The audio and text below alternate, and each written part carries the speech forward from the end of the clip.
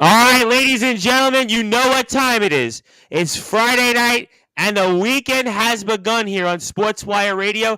And you know we've got a lot to talk about here in the world of sports. We're going to pick our NFL games. We're going to talk some baseball off season. Maybe spend a few minutes on those red hot New York Knicks and those even hotter New Jersey Devils, who I'm trying to remember the last time they had a 10 game or even 11 game winning streak and won back to back in the road in Montreal and Toronto. But I'm here with two of my guys. That is, of course, Justin Gianelli of the Baseball Banter Show, who's back after a hiatus, and also, of course, the legendary SJ Long Island.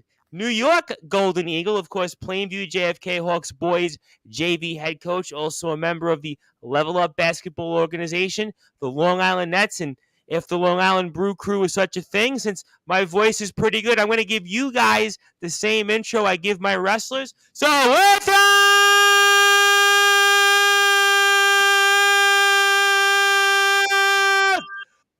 What do I do here on the Sports Report? Number one, Level Sports Show. Guys, happy Friday. Happy Friday, Tom. What's going on, Tom? Happy Friday. You'll be pleased to know I was at a bar 2 nights ago here locally in the North Shore of Staten Island, and I actually did that intro, and people were like, wow, you really have a great voice. I knew you were a podcaster, but I didn't know you had that much of a voice, so hopefully they tune in, but be that as it may. Certainly we have a lot to get into here tonight. We'll maybe talk some NFL games in a few minutes. We'll certainly talk Devils, the red hot Knicks for the Brute Force. Of course, our Golden Eagles got on track with a nice win yesterday. But let's get some thoughts quickly on MVPs. Obviously, we have MVPs in the National League and the American League. And I'll go with Justin first. Since it's been a hot skip in a minute since we had you. And I guess we weren't surprised about Judge, but were you surprised in the order and maybe how close it was with Paul Goldschmidt becoming the National League MVP for the St. Louis Cardinals? No, it's good to be back. By the way, I missed you guys, and even working through being sick with COVID this week. But this is the best. I'm so sorry to hear. I had a wrestler on last night who just got over COVID. So yeah, it's the best I felt all week. I feel.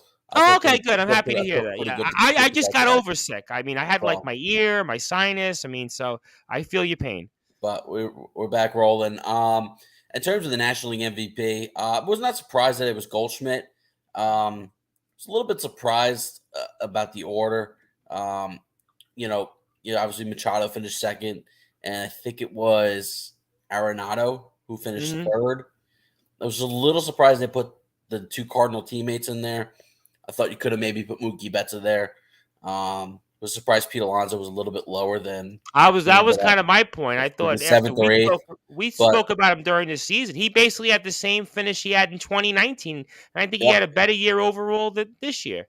Yeah, overall. I mean, obviously 19 he hit more home runs, but Goldschmidt was the front runner kind of from start to finish, and had a really tremendous year, and one of the better years in his career. So nice to see him get rewarded with the MVP award, and it was cool to see the announcement made by his teammate and the last Cardinal MVP, Albert Pujols.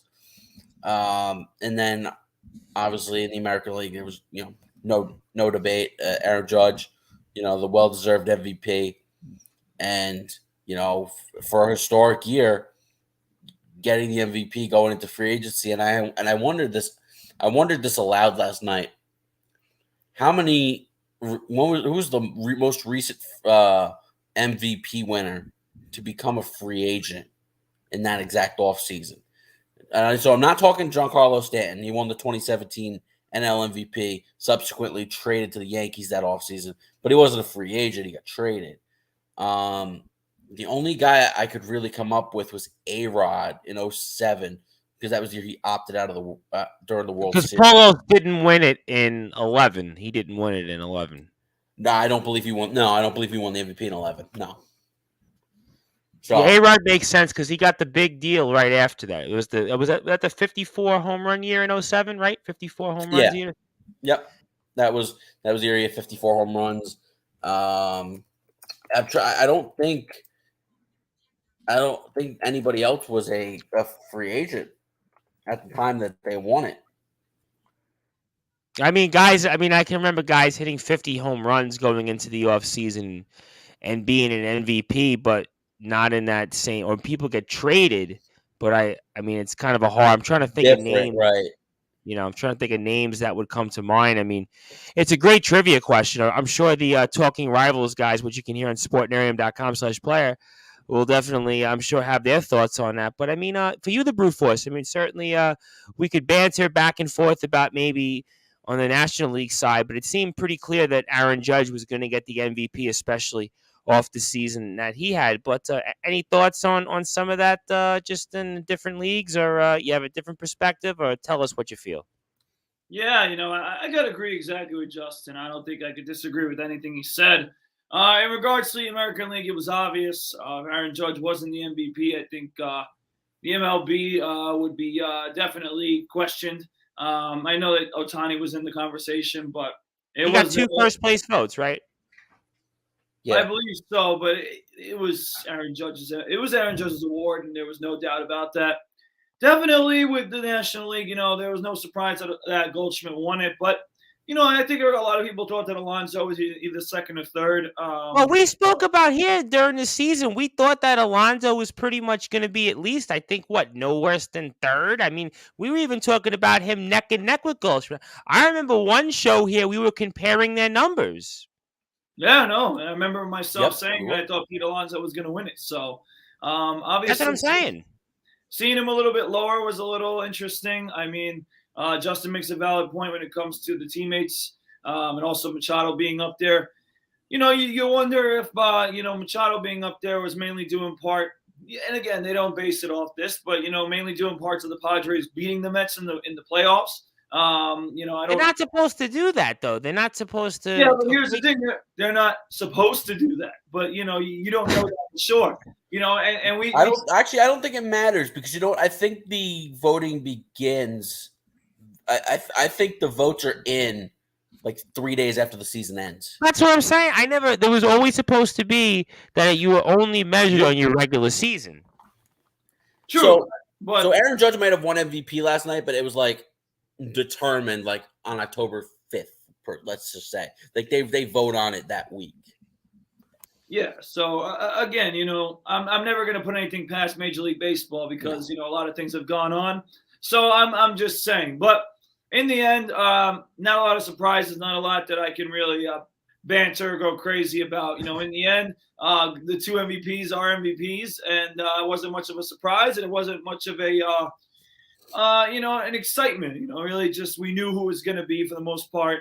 And I'll just have to say this. This is the last thing I'll say. If I want to say something. All right. Why say something? You got the mic. I mean, that's the point. Why the hell does it take so long for us to figure this out? I mean, come on, guys. I mean, it's winter. We're focused on other sports, and baseball comes out with this nearly at Thanksgiving time, these decisions. So, I kind of agree with you. The NBA always does it pretty much like right at the end of at least the conference finals or the finals. I mean, it just reeks the smell of Rob Manfred. I mean, it just continues all the bad thing he does. But baseball's always done that, though. I remember it's always been a few days after the World Series, like a week or so after the World Series ends, and obviously with the lockout, things got pushed back a little bit later. I'm trying to remember. I mean, for me, it's all a blur. I was on vacation, but I was watching Game 6 of the World Series. But I can't even tell you what day. The World Series ended, correct me if I'm wrong, was, I believe, November the 5th. So you're talking Saturday, about right? Yeah, Saturday, November 5th. I mean, so that's what the latest we've ever ended. I mean, we've had a couple years like November 1st, November 2nd. I remember 2001. We ended, I think, right around November 2nd. The 09 World Series ended around the 4th or 5th, actually. You might be right, and the reason I remember this because I was working on an election. I remember it was like right before I was working on the campaign, so that just tells you I was a kid. So that's no surprise there. But Anthony Finkel, I want to give him a shout out. He says, "What up, boys?" I know he's looking forward to us speaking football here in a few minutes, which we'll definitely do. I want to get into some football. I want to get into Jets Patriots. I want to get into the Detroit Lions. I want to get into 49. Yeah, listen. They won a couple games out. I want to get into the Commanders. A lot to get into. So Anthony Finkel, I know, just hang on tight. But when it comes to the other awards, any surprises for you guys? Obviously, locally, Buck Showalter, first ever Met to win Manager of the Year. I would have thought at least maybe Davy Johnson would have won. I know Valentine didn't win it. I would have even thought maybe Willie Randolph in '06, but So that was kind of a surprise. Yeah, there was a couple of cases where I think that the Mets got robbed in a sense for manager of the year. '06 being the perfect example. The Mets were cleared above the best team in the National League. We were wire to wire that year, just about. No, wire to wire. And who wins National League Manager of the Year? Joe Girardi with the Florida Marlins. Oh, right, the 78 win 79-83 record. Yeah. They overachieved because they were probably supposed to win 60 games, and they ended up winning like 79, almost get to 500. But that, and then I believe in 1999, they gave it to, his name escapes me, but it was the Reds manager in 1999. And it was Bob Boone? No, Jack McKeon. Yeah, Jack McKeon, correct. Jack McKeon. Jack McKeon. And the Reds faded down the stretch, and the Mets ended up playing that one game wild card. The Mets had to sweep, I think, the last series of the season against the Pirates to force the one-game playoff. Because I remember, the Mets themselves. The Mets themselves kind of the one-hit shutout in Cincinnati. And that counts and that actually counts towards the regular season record. Yep, it was a one-game playoff. It was a Monday night game, 8:00.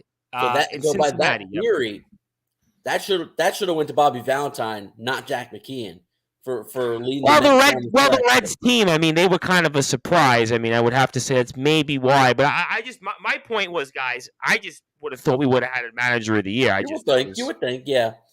88, it went to Tommy Lasorda, and the Dodgers that year kind of came out of nowhere, so really no argument there. 86 went to the Houston Astros manager, and that one could have been a little bit up for debate. I mean, that's a joke. What, we win 108 games? I'm just spitting off the top of my head, but brute force. I mean, kind of surprising, right? I guess Mets first time manager of the year, Showalter wins it. Certainly Showalter's been here in this spot before, and 101 win team, but does it make you feel better about how the season ended, or does it matter, or what do you think? No. I asked you. It don't matter. I mean, listen, I'm happy for Buck Showalter, but we're talking about team accomplishments, right? I got many individual accomplishments here, but I only care about team accomplishments. So the Mets, listen. We're still, you mean you don't care about that poster in Danzy you've been talking about for 3 years? Oh, I care about it, but that's again, I'd rather have had wins on the court. You needed a lot more wins on the court 3 of those years. Yes, but hopefully, luckily, I'm getting those back as a coach now. But good point. Touche. As a coach with Buck Showalter, he did a good job. But overall, with the awards, Tom, there was no surprise. I mean, this is what stinks about a lot of these baseball awards, is that there's no surprises. It's just obvious. It's like, it's just like, oh, this is the award. It's not even exciting. They don't even make it exciting. There's no show to review. Well, MLB Network tried. I was watching, I think it was Wednesday, and they were going back and forth with the pitchers in the Cy Young, and they had interviewed the top 3 guys, and they had Pedro Martinez. I don't know if anybody caught it. That at least kind of caught my interest a little bit. The only issue is this year there was really not a lot of debate as to who should win these awards. Like Sandy Alcantara was the favorite throughout most of the year, and he had a tremendous year. And same for Justin Verlander. So when it came to the Cy Young, I mean, there was really no debate as to those two guys. Really wasn't much. Comeback Player of the Year also, right? Verlander also won that as well. I believe you're right. That wasn't a match as the 4 major awards, but and obviously MVP was really not that debatable. The managers of the year, you could make a case for Brandon Hyde of the Orioles, but Terry Francona and what he did with that Cleveland Guardian team was I think what Francona did, especially second half of the season, where we all thought White Sox were going to run away with that Twins.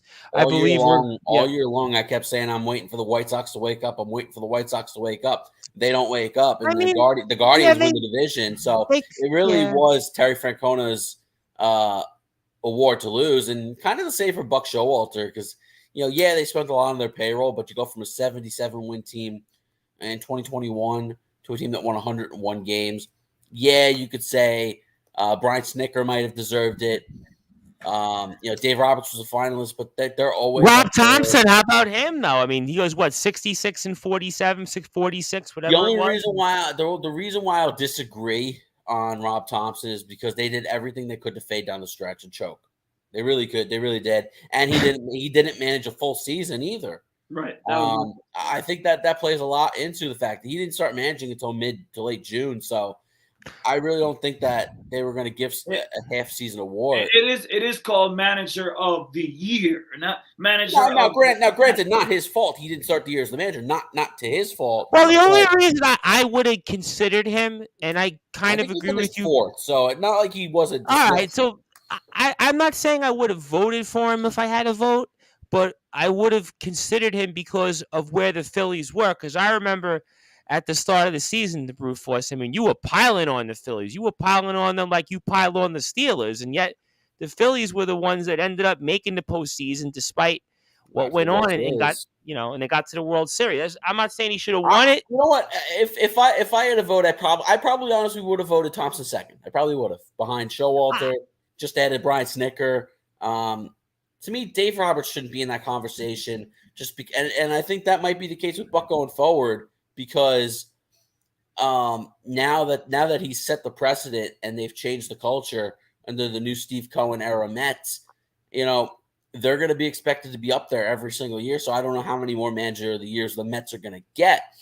So I think this could be an argument for Rob Thompson next year. We'll see. And in terms of the rookies of the year, nobody was touching Julio Rodriguez, really not. And the only guy you could have debated Michael Harris was his own teammate, Spencer Strider. So I think Harris meant more to that team, though. What's that? I think Harris meant more to that team. Oh, 100%. And I agree with the decision to give him Rookie of the Year. And, so not only are you announcing these awards now, we're almost 2 weeks removed from the World Series, there really wasn't much buzz because there really wasn't much debate as to who was going to win these awards. We kind of knew these were the guys, and it was kind of pretty, it was pretty straightforward this year. Any thoughts, Mr. Brufors? And I know Rob Maraska said Buck deserves it. He changed the locker room, but Rob's a Met fan, so I mean, I gotta say he's gonna go with the Met. Right, though. He's right. I mean, well, I think to play devil's advocate, Snicker and the Braves and Drew. I know you hate when I bring up the Braves, the Brufors, but they did have an impressive 4 months there and caught us. I mean, I think he definitely was right there as well.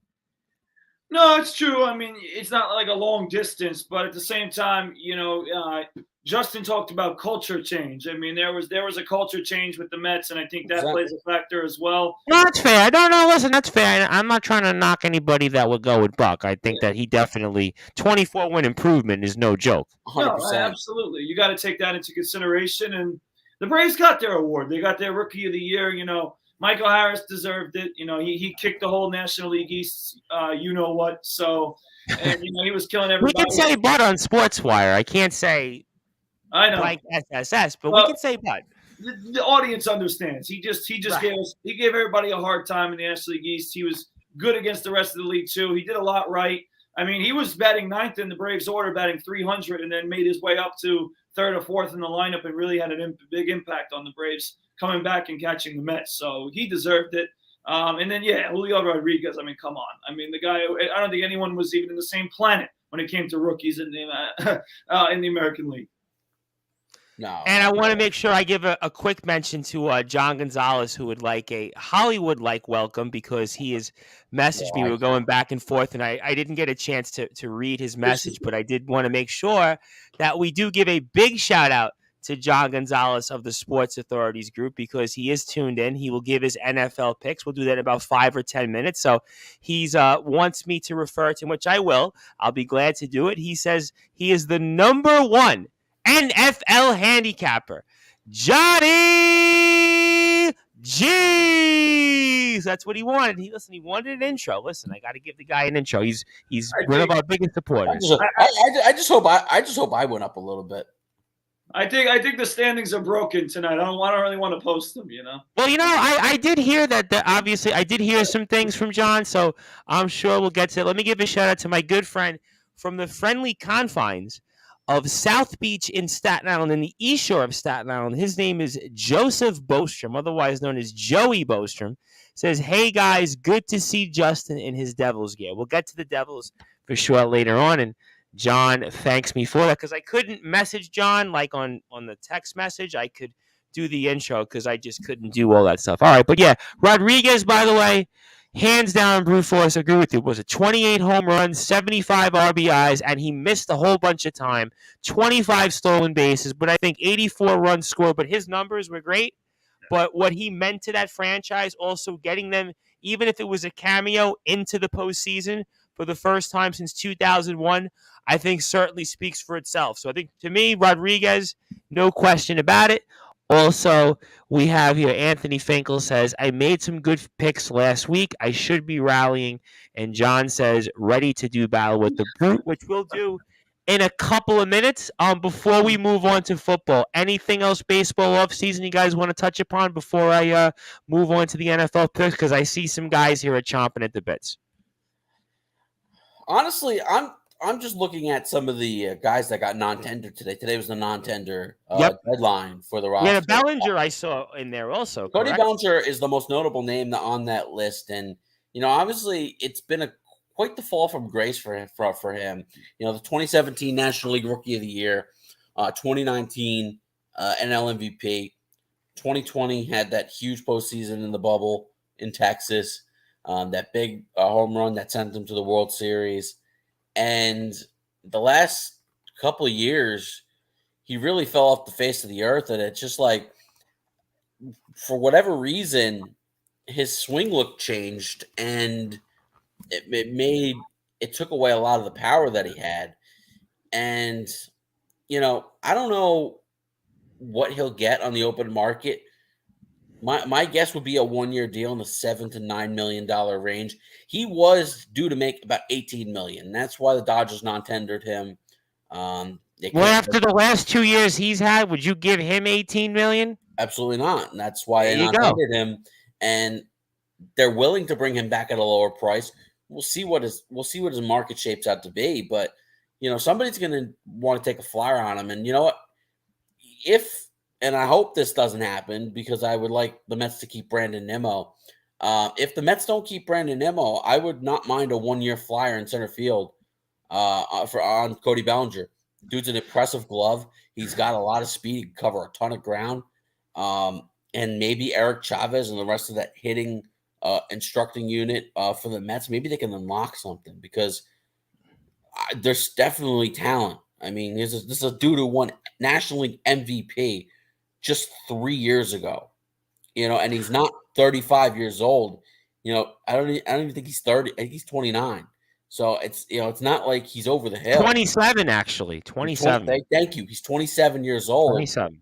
And non-tendered. So I don't know. I mean, obviously Dominic Smith gets non-tendered for the Mets. Couple of surprises. I know Billy and I were going back and forth in the Sportzwire chat about Brian Anderson being non-tendered. That's a utility guy, and I would certainly take a flyer from the Mets. Utility bat off the bench, could play third base, could play the outfield, played a lot of right field, left field last year for the Marlins. Could play first base as well. The Mets clearly like positional versatility, and if you're filling out your bench, Brian Anderson is not a bad option at a very, very low, maybe even $3 to $5 million. It's really not going to hamstring your payroll, and there's definitely guys. I think as the years go on, there's better players that get non-tendered, and definitely guys that you could maybe unlock and kind of get them back to where they were. Anything you want to add on that, the brute force, when it comes to just some of those things? I know Anthony Finkel had an Aaron Judge unfollowed the Yankees on social media, something or nothing. I don't know. I don't think it really means. I never. Yeah, and you never know what to really think of that. I mean, it could be something, but it also could be nothing. So Honestly, I'm gonna let you in on a little secret, Anthony Finkel. Most of these guys, they don't even tweet. They don't post their own stuff. I can tell you from being in the political world, most of your politicians, they don't tweet their own social media. They don't post on Instagram on their own. And I'll bet you a lot of money that a lot of these guys on social media and gals, they don't post on themselves. So yeah. Well, what I will say is I 100% agree with Justin about Brian Anderson. He's a perfect guy for the Mets. I mean, I've been the guy talking about their depth off the bench is horrible. I mean, and I think that a guy like Anderson, he's so flexible in the way that he can play multiple positions. Also, the Mets, you got Luis Guillorme as a guy coming off the bench as a left-hand bat who's flexible. We need a right-hand bat. Ernest Love has been talking about Luis Guillorme since the beginning of time. Yeah, but give credit to him. He does a lot well. No. Listen, totally. So I think that Brian Anderson would complement that well from the right side. I think that would be a nice pickup. And I don't disagree with Justin either about Bellinger. I think that, I mentioned last week Conforto's name once again. That will be something to be interested to hear what happens. But obviously we all would just prefer to have Brandon Nimmo and not even think about all this. But with that being said, I think these are names that we should definitely keep our eye on. But Rob Maraska's right. I think the Mets should really look at Anderson on a cheap contract. And I think he would play a lot of big roles for them and maybe get some important at-bats at the end of games. With that being said, speaking of the Mets and Marlins, they actually made a trade. The Mets and Marlins, it's a little under the cover trade. No one's really looking at it. But listen, this guy, Alicia Hernandez, has pitched in the majors. He's young.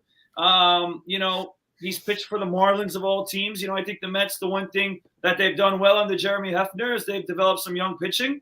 And I think that this guy could potentially be someone you see. Maybe a Jeff Brigham might be a guy in the bullpen that maybe you'll see. So it's kind of under the radar trade that no one's going to talk about until spring training, maybe when you see them appear. But maybe these are guys that we'll look at and say, wow, maybe this is some more depth. Maybe this is a guy that maybe could contribute to the team next year. So I actually give props to the Mets on that little sneaky trade that they made. Yeah, and to kind of go on that, Jeff Brigham's a guy that I would think I'd be 95% confident he makes the bullpen as a middle reliever. Put up some good numbers last year for the Marlins in relief, in a short stint in relief. Eliezer Hernandez was a little bit up and down last couple of years. But again, listen, the Mets started 11 different pitchers last year. You need 7, 8, 9, 10 different especially starters. In that month of May and June where we had a lot of injuries pile up. Absolutely. And and that even, well, the one thing that really carried the Mets last year was David Peterson and Tyler McGill. When healthy, they kind of stabilized the rotation. Obviously by August they got Jacob deGrom back, and he's obviously the big wild card right now. Who knows what's going on with him? You have Max Scherzer, you have Carlos Carrasco, who they picked up as option, right? David Peterson, Tyler McGill, those guys are locked into the rotation. Walker's a free agent. Bassett's a free agent. DeGrom's a free agent. So, you need the depth right now. And Eliezer Hernandez, kind of fits the Trevor Williams type role. And Trevor Williams was a godsend for this team last year. Yes. Picking up the ball whenever needed and going out there and being a very solid starting pitcher. I hope there's still room for him. I don't know. Because he actually might. I personally think he deserves a full-time role in the starting rotation, and he's probably not going to get that with the Mets. So, I do wish him the best elsewhere, but that's kind of what they need is the 7th, 8th, 9th. They until like the last couple of weeks of the season, they had started 10 guys. Okay, and there was one start by Michael Givens but acted as an opener. So it wasn't really a start, but you had the Jose Butos of the world. You had the Trevor Williams, Tyler McGills. Those guys. Scherzer missed time. We had DeGrom didn't come in until in July, and we had a lot of guys that missed time. You need depth, and I have absolutely zero issue with this trade. I think it's it's good helping the back end and your depth, and if things are good, he's starting the year in Syracuse. Well, listen, those are the kind of trades that eventually, if you're going to be deep into the postseason or at least get back to where the Mets were, those are the trades that helped. And obviously, so far, and thanks to the crack staff for giving it to us before we move on here to talk our NFL picks. Obviously, the signings here so far. Robert Suarez also signs $46 million for 5 years. Anthony Rizzo, of course, locally earlier this week, 2 years, $40 million. Rafael Montero, 3 years, $34.5 million. Tyler Anderson, 3 years, $39 million from the Angels. Jock Peterson, who kind of had a nice year, 1 year, $19.65 million. Qualifying offer. Yeah, so he's back. A few other guys also took the 1 year qualifying offer, and obviously the big one was Edwin Diaz, who was 5 years, $102 million. And what a turnaround he had! Listen, a couple of years ago, the Brute Force, we were speaking about him, and this guy, we wanted him out of here, and now he's the best closer in baseball. So it shows you, how things can definitely change. I gotta tell you, this is my first time on the show since he signed. Obviously, I was on vacation when he signed. Sure. I couldn't be happier with how quick the Mets acted, with how willing Edwin was to move fast with this. He didn't even hit the free agent market. He never even got to the point where he could speak to other teams. Like literally, the World Series ends the next day he signed. They played the They were like, we got to keep those trumpets going. The next day he's signing that $102 million contract. So I applaud both ends. I applaud Edwin Diaz and his agents. I applaud Billy Epler and Steve Cohen. And the Mets got it right for a change. You know what? Listen, the Mets got it right. I mean, listen, give them credit. You know what? They didn't even wait. He was the most irreplaceable free agent the Mets had. Now, you could argue Jacob deGrom is up there as well. Of course he is. You're not going to get a Jacob deGrom if you lose Jacob deGrom, right? But finding a dominant closer is so incredibly hard. Especially for our history. Listen, as Mets fans, off the year Edwin Diaz is coming off of, this was an absolute no-brainer. And for the Mets to move so quickly and the Diaz camp to move so quickly just showed you how much they wanted this to be done. And I don't know if I can name a greater comeback story in the city of New York than Edwin Diaz. I mean, to go from the most hated, he shouldn't be on the 2020 roster, worst player on the roster, to we love this guy, the trumpets, saving the games every night. I don't know if I could think of a better story, and I'm really pumped for Edwin Diaz to come back. Obviously I'm hoping Jake's next. Nimmo, I don't know what to make. Nimmo's going to have such a good market. It seems like he's going to get between $130, $140 million. We'll see if the Mets want to pay that. He's definitely going to get a very good payday. It doesn't seem like deGrom's market's shaping up all that much, and I think that might help. I think it's the last 3 years. I think people look at it and say, you know what?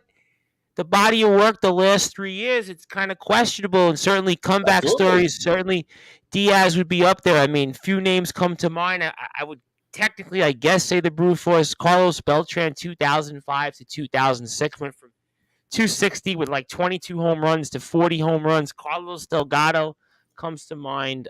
Johan Santana, technically from the injuries to throw the no-hitter, but in terms of the magnitude, I think that certainly Diaz is up there. I mean, I can come up with a few more names, and we can debate. Robin Ventura could come to mind, first year with the Mets, but certainly it's a very, very nice story. And we are here on Sportswire Radio, speaking all the latest happenings here in the world of sports with two of my guys, Justin Gianelli. And speaking of Justin, I mean, just a few short weeks ago, they were talking about, as I see one of my friends, Daniel Slavin, is tuned in. You're also a huge New Jersey Devils fan. Everybody wanted to fire Lindy Ruff. Now, I mean, give him the Jack Adams. So, Justin, I mean, the couple of weeks and the world has changed from that standpoint. And Justin is the host of the Baseball Banter Show. And, of course, the Brute Force Brad Weiss, who, in case you didn't know, he is the head coach of the Plainview JFK boys JV team. And the Brute Force, speaking of you toward the end of the show, I had a former SJLI player, a legendary LI player, message me about you because apparently he had a son of his that was playing against your team, and he wanted me to remind you about that, and I'll make sure that we talk about that at the end of the show, and he had specifically asked me to bring that up, so we'll do that later on. And, of course, the Brute Force is also with the Long Island Nets, the Level Up Basketball Organization, which we pretty much stole the tease there for that. And, of course, he is a legendary SJLI New York Golden Eagle, where he's still 25th in rebounds in school history. And at some point, what are you, second or third in block shots at this point? I don't know what the official count is, but those are some of the things there. And my name is the Reverend Tom Bryce, and I am the owner of Sportswire Radio. And if you like what you hear from us, you can check us out anytime on sportnarium.com/player, 24 hours a day, 7 days a week, 365 days a year. And you can listen to also all of our stuff on Facebook at Sportswire Radio, where we just surpassed the 500 follower milestone there. A nice accomplishment. I want to thank everybody that has supported Sportswire Radio over the past year and a half. I think that's a tremendous milestone and accomplishment off everybody here, the entire team, the Friday show team, and all of our wrestlers, our basketball teams, and everybody else that comes on. So thank you for spreading the word. We're, I think, now at 501 followers, and we've just reached 400 likes. So people are definitely spreading the word. I really appreciate that. Please continue to do so. Please keep spreading the word. Facebook at Sportswire Radio. Also, the Sports Authorities group. Please support them as well. John Gonzalez, who certainly is tuned in here, and Joey Bostrom is with us. Also, he's a part of that group. Anthony Finkel, who for some reason posts shots at the Mets sometimes. So certainly we're going to give you a pass on that, Anthony Finkel. But certainly we love you. Obviously, Anthony was in my neck of the woods last week, and Rob Maraska, I know who will be here, I'm sure, next week, and he'll have a contest to talk about. So we certainly will have more from some of the guys, but let's go to the NFL picks because everybody wants to hear that. And the Brute Force, I see it now, and you took a tumble. I see now. You tumbled like for our music fans, almost like famously 40 years ago, Boy George and the Culture Club, because I see now you are 5 games out of first place. I see that John Gonzalez has given himself a cushion. He's got a 4-game lead over Chris Bazea, who's not with us here. And Anthony Finkel is tied with you. So the Brute Force, I mean, you feeling the heat? You know, I'm definitely it's a struggle right now to see John Gonzalez getting more and more separation by the week. I mean, it's getting to be a little rough. You know, I didn't want this to last too long. But right now, John Gonzalez is the king of the picks. You know, we're in the second half of the season now, a 5-game lead. I mean, that's kind of significant right now. It is. It is. It's definitely significant. And, you know, we got a few more weeks here. We got to cut into the league, you know, almost like the Atlanta Braves. We got to chip away. And then you're going to need you realize you're going to need that sweep like the Braves did to the Mets the second to last series of the season. When we get to the last couple of weeks, we might really, you know, have to disagree with John Gonzalez. But well, you're going to have to. I think, Mister, you're going to have to start the disagreements now because we have 7-8 weeks in the season left. I mean, you're going to have to start thinking about it now. Listen, you know what? He might be feeling himself right now. Maybe getting excited, a little too excited here. All right, so hopefully he slips up this week. And we'll get him. We'll get back there. Okay, well, certainly. And Ron Laird is upset with me. And he says, really a Braves reference there. I mean, well, I couldn't help it. The Brute Force is 5 games back. And now he's got to make some ground up. So certainly, look, I'm not one to talk. I'm 9 back with Justin. No, that's tough. I can't even say this. You two aren't too far back either. So it could quickly change. It could be, you know, spiraling really bad if you guys get ahead of me too. Well, you know what? Listen, I hope at this point it just piles on. But you know what? Enough about us. Enough about I'm us. Hold my comment for that Anthony Finkel comment. Oh, well, there you go. We need to audit the picks. Yeah, maybe. But I'll tell you what. Like a Republican. Well, I'll listen. We'll leave the politics for the other people who do that stuff. But I'm going to talk about the NFL picks because obviously that's what people want to hear. And I want to go. Let's go to some different games. We'll go to the Giants and Jets last. I always like to go last with them. But let's go to a matchup which I think is so fascinating to Brute Force because it's actually, I guess you could say it's in Detroit, but we're not picking the Lions just yet. That is the Bills and the Browns, and the Bills certainly had kind of a weird game last week. We were talking about Josh Allen, would he play, would he not play, and we thought he wouldn't play, but he wound up playing, and the Bills had a lead anyway, and they wound up losing in overtime, and kind of a rare Josh Allen turnover, but Bills here are 7.5-point favorites. They're technically the home team in Detroit, even though Cleveland's actually closer to Detroit. Yeah. 48.5 is the over-under. And the Brute Force, let's go with you first. I mean, are you feeling like you got to make up some ground on John Gonzalez? Do you want to play it safe here? I mean, do you want to play it like Mother Nature would? I mean, give us your thoughts. So let's first bust John Gonzalez chops, because that's how we should start this off. All right, because John Gonzalez, all right, went on this show last week, and not once, not twice, not 3 times, but 4 times in the same show tried to tell me that the Bills were going to win by 10 last week. He did. I'll give you that. I give you that. He did. Oh, Brad, you're going to be wrong. We're going to win by 10. The Bills going to, and they lost, John Gonzalez. So this is the ripple effect that's coming for John Gonzalez. He's going to start losing. All right, it's coming. It's coming. I can feel it. All right, but anyway, listen. They had an interesting game, but Minnesota. Even though I don't think they're per se a Super Bowl team, they are a threat for sure. They played good football and they won that game. I know Josh Allen obviously had the big mistake at the end there that led to the Vikings tying the game and then eventually winning the game. But I was surprised. I was on the record too last week saying that the Bills would have been the dumbest team if they played Allen, but Allen looked fine. So he's playing, and if he's playing against the Browns, they're winning. And that's why I'm going to pick the Buffalo Bills. The Browns just haven't been impressive. Their one impressive game was against the Cincinnati Bengals, who they've had their number. That was a good win, though. It was a good win. 4 or 5 times. But besides that, the Cleveland Browns just got obliterated by the Dolphins in Miami. They haven't done anything recently to really excite you. And listen, the whole story about Cleveland is that the weeks are dwindling down on when Deshaun Watson comes back.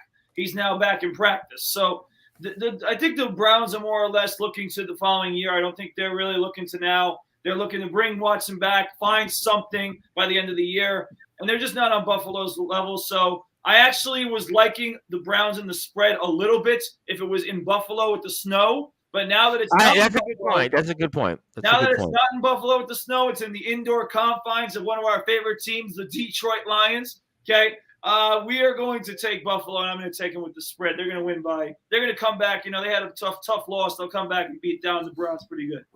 And the Bills need a win because they're actually technically third in the AFC East right now, for what that's worth. It's a big point there.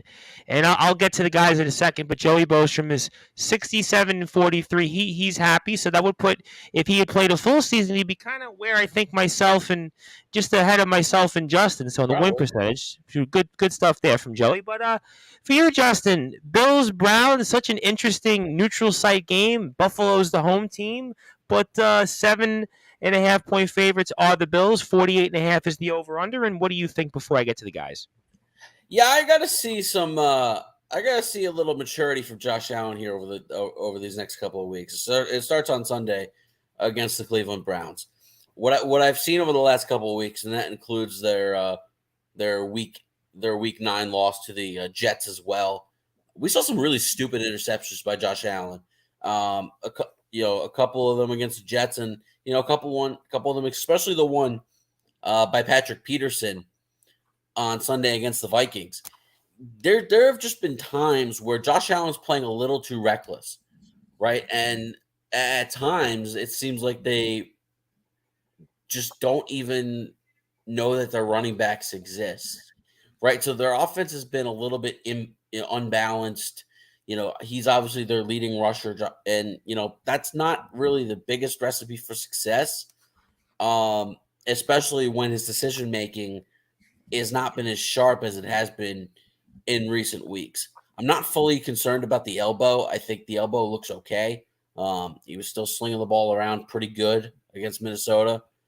He's just got to make some better decisions, and I think he will this week. I think they're definitely a team reeling.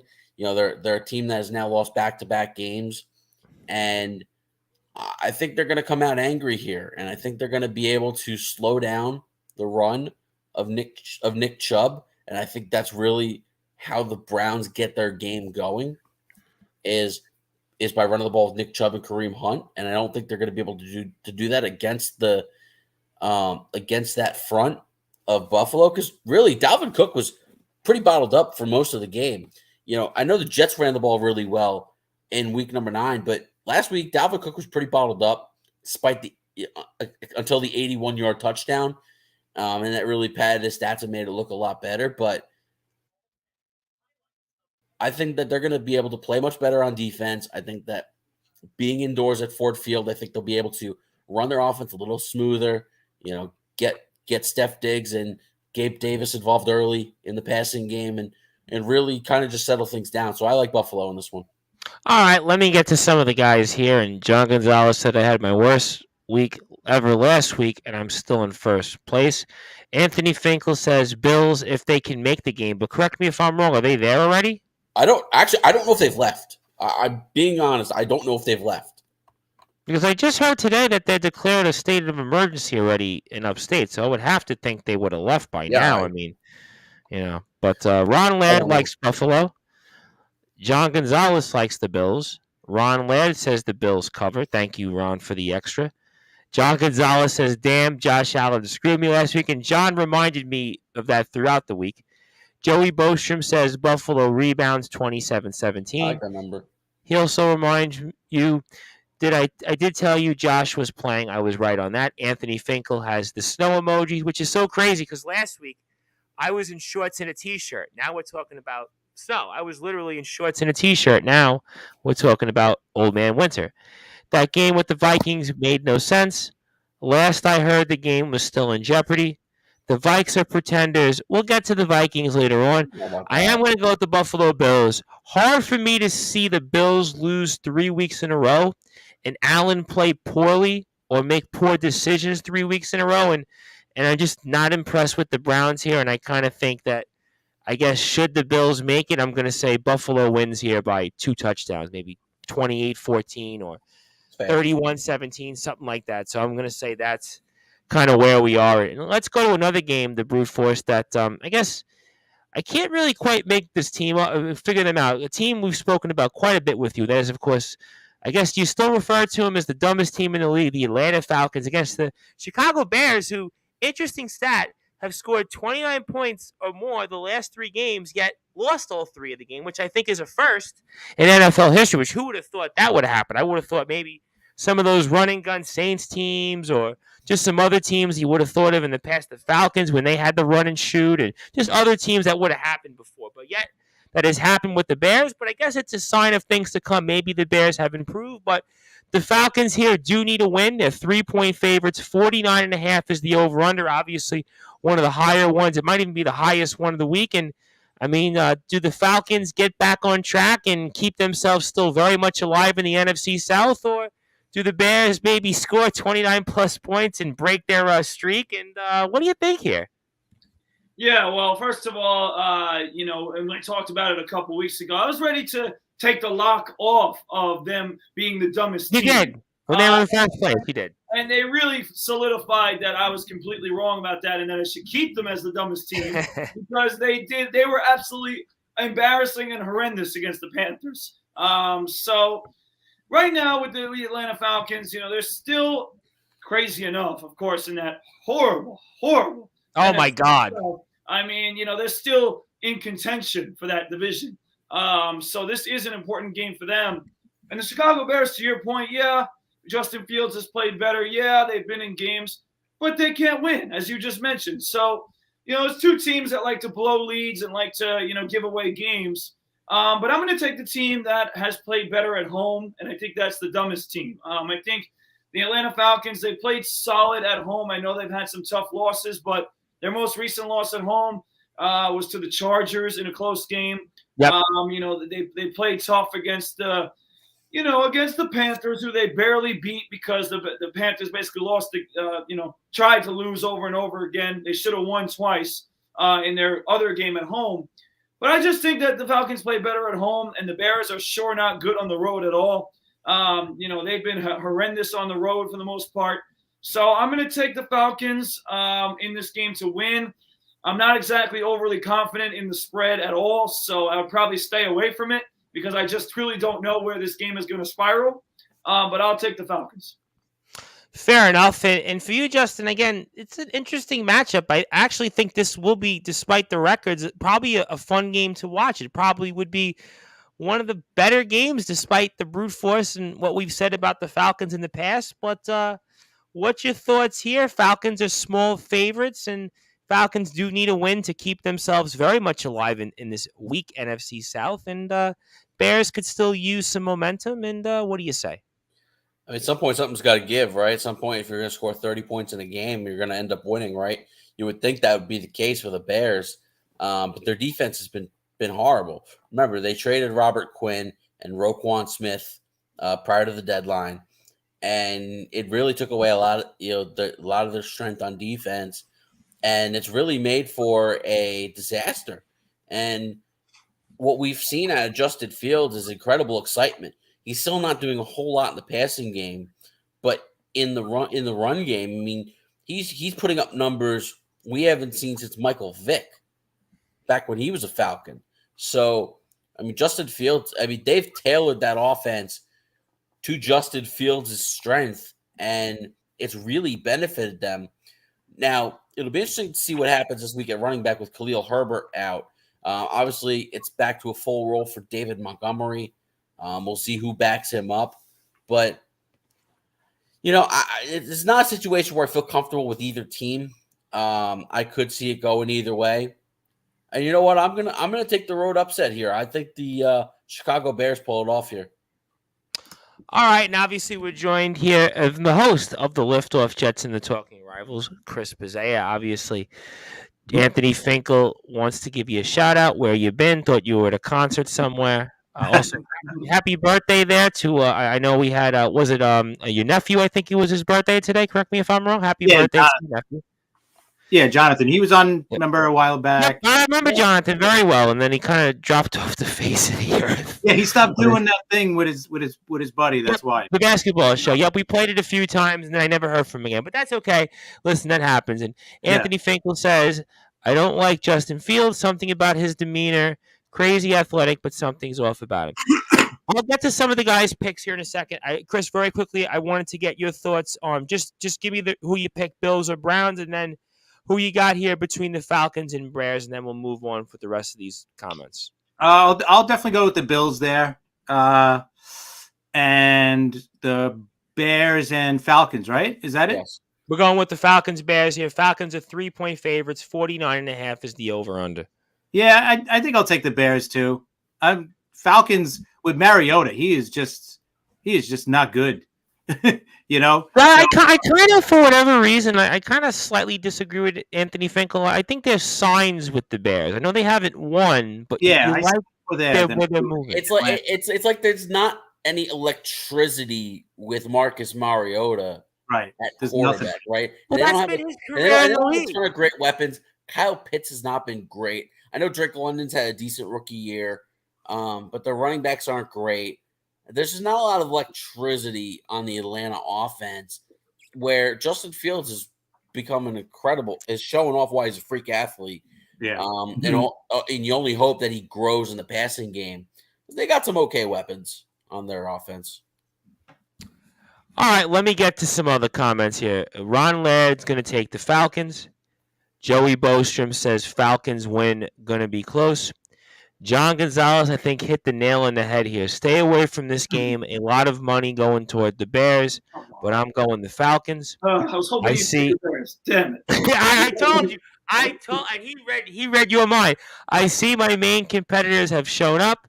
Chris, Brute is done. I'm going with the Falcons because I do think the home advantage means something.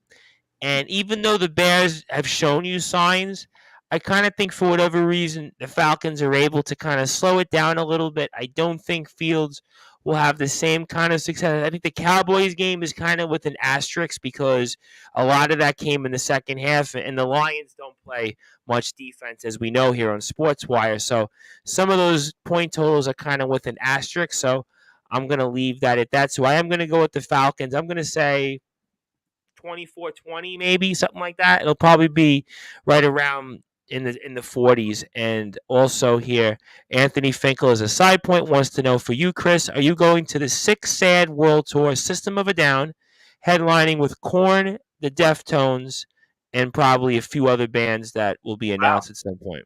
Yeah, I haven't even heard about that. So yeah, that sounds good, man. I'm in if it's around here for sure. I'm sure they will. I would imagine that's a reunited System of a Down who haven't toured, I think, in about 10 years. And And Korn usually plays kind of on these bills. They just play with Evanescence, I believe, this Yeah, past year. And the Deftones are always a solid secondary band, kind of an under the radar kind of band. But John Gonzalez, for you, the Brute Force, wants to go Bills by 10. So he's going to remind you of that throughout the show. So that's something you know what? The thing is that, he's actually right on this one this time. Last week, he was wrong. And, he was trying to, before he was trying to give himself credit for saying Josh Allen played and for forgetting about how he was wrong about this. So he's right this time. Well, I have to say, I was rooting for a tie last week, and I thought it was going to be a tie between the Vikings and Bills the way it was going in overtime, and they would have actually had a tie, but that's here nor there. But let's go to another game, the Brute Force, and it's a team that obviously finally lost, and that means there'll be no team this year who's undefeated in the regular season. That is, of course, Chris's Philadelphia Eagles in a game that nobody can really explain, and they are on the road against the Indianapolis Colts and the Jeff Saturday-led Indianapolis Colts, who did get back on track, and again, for what it's worth in their own situation, kind of keep their playoff hopes alive. And the Eagles here are 6.5-point favorites on the road. 45 is the over-under here, and the Brute Force, what do you make of this matchup? Do the Eagles get back on track and pound the Colts, or does Jeff Saturday have another one left in him, and maybe the Colts make their division and their season worthwhile again? Yeah, I mean, first of all, I'm not even going to comment on the Raiders yet. I'll save them for later because we'll be talking about them. There might be no team that disgusts me more than them right now, because they let the Colts go in there and beat them with Jeff Saturday as the coach.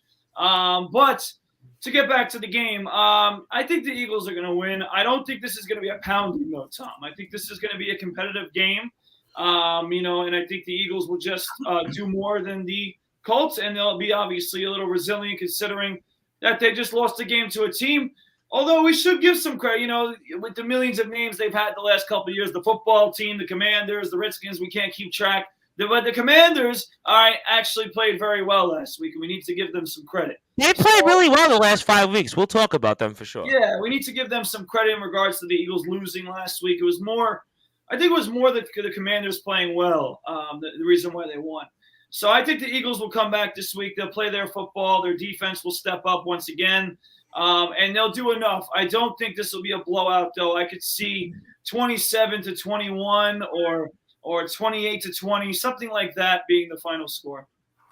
All right, fair enough there. And I'll get to some of the guys, but Anthony Finkel had a great comment. Saturday got off the couch, started coaching, and caught a dub in his first week. Incredible. Yeah, you can't explain that one. That's one of those you're going to think about a long time from now. But, Justin, Eagles-Colts, interesting matchup. Eagles get their first loss of the season. Colts win and kind of, I guess, keep their season alive for what it's worth. And then maybe that tie helps them. I mean, it helped the Steelers last year get into the postseason. But what do you think here? Do the Colts continue the momentum, or do the Eagles continue where they left off? So real quick, I know you guys probably discussed it last week on the show, and obviously I wasn't here. I just wanted to give some quick thoughts on the whole Frank Reich firing and the Jeff Saturday hire.